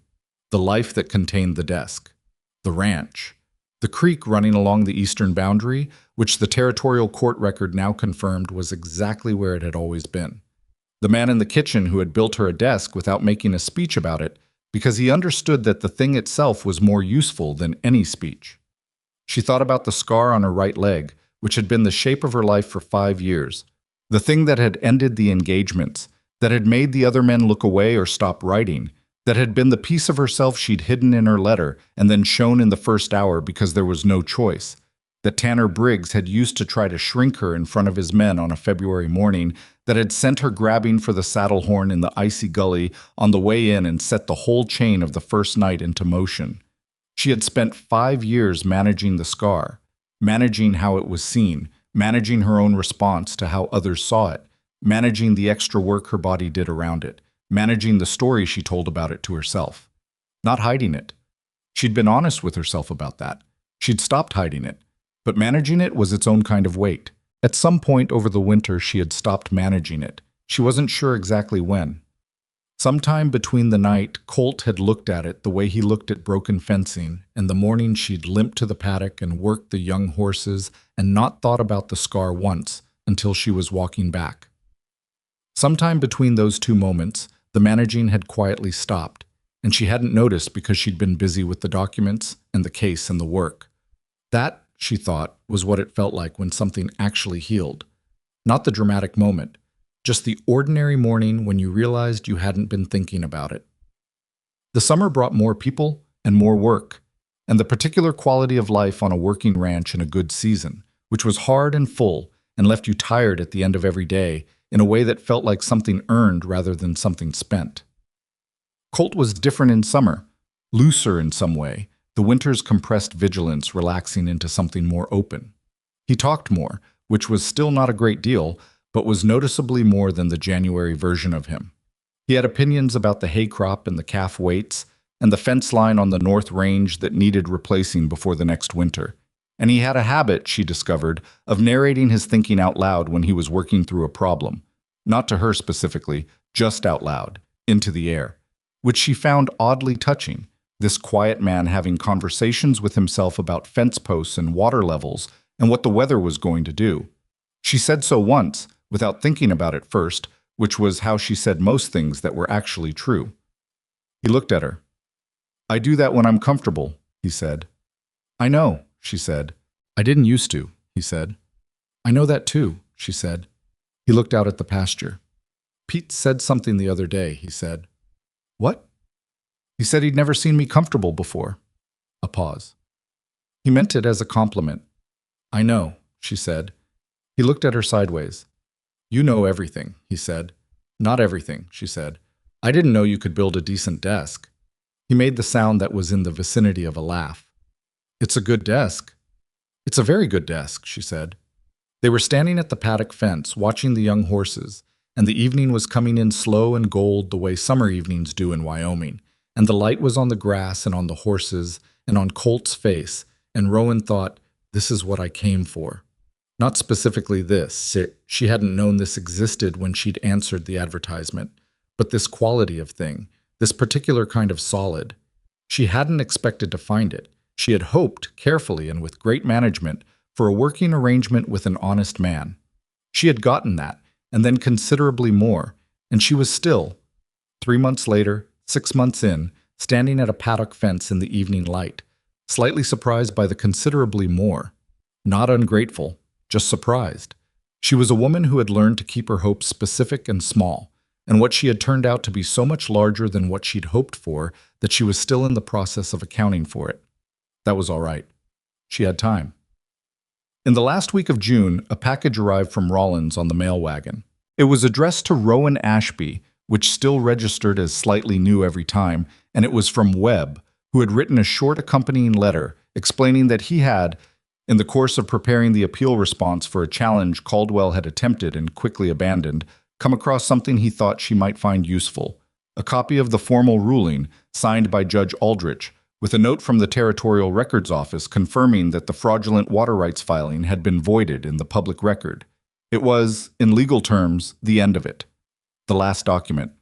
She read it at her desk, the oak desk with the drawer that didn't stick, and then she put it in the file with everything else. The annotated comparison, the Rollins records, Bet Sauer's parallel documentation, the receipt for the barn note payment, the record of Briggs's visit and what he'd said. All of it, in order, exactly documented. She closed the file. She sat for a moment with her hands in her lap, looking at it.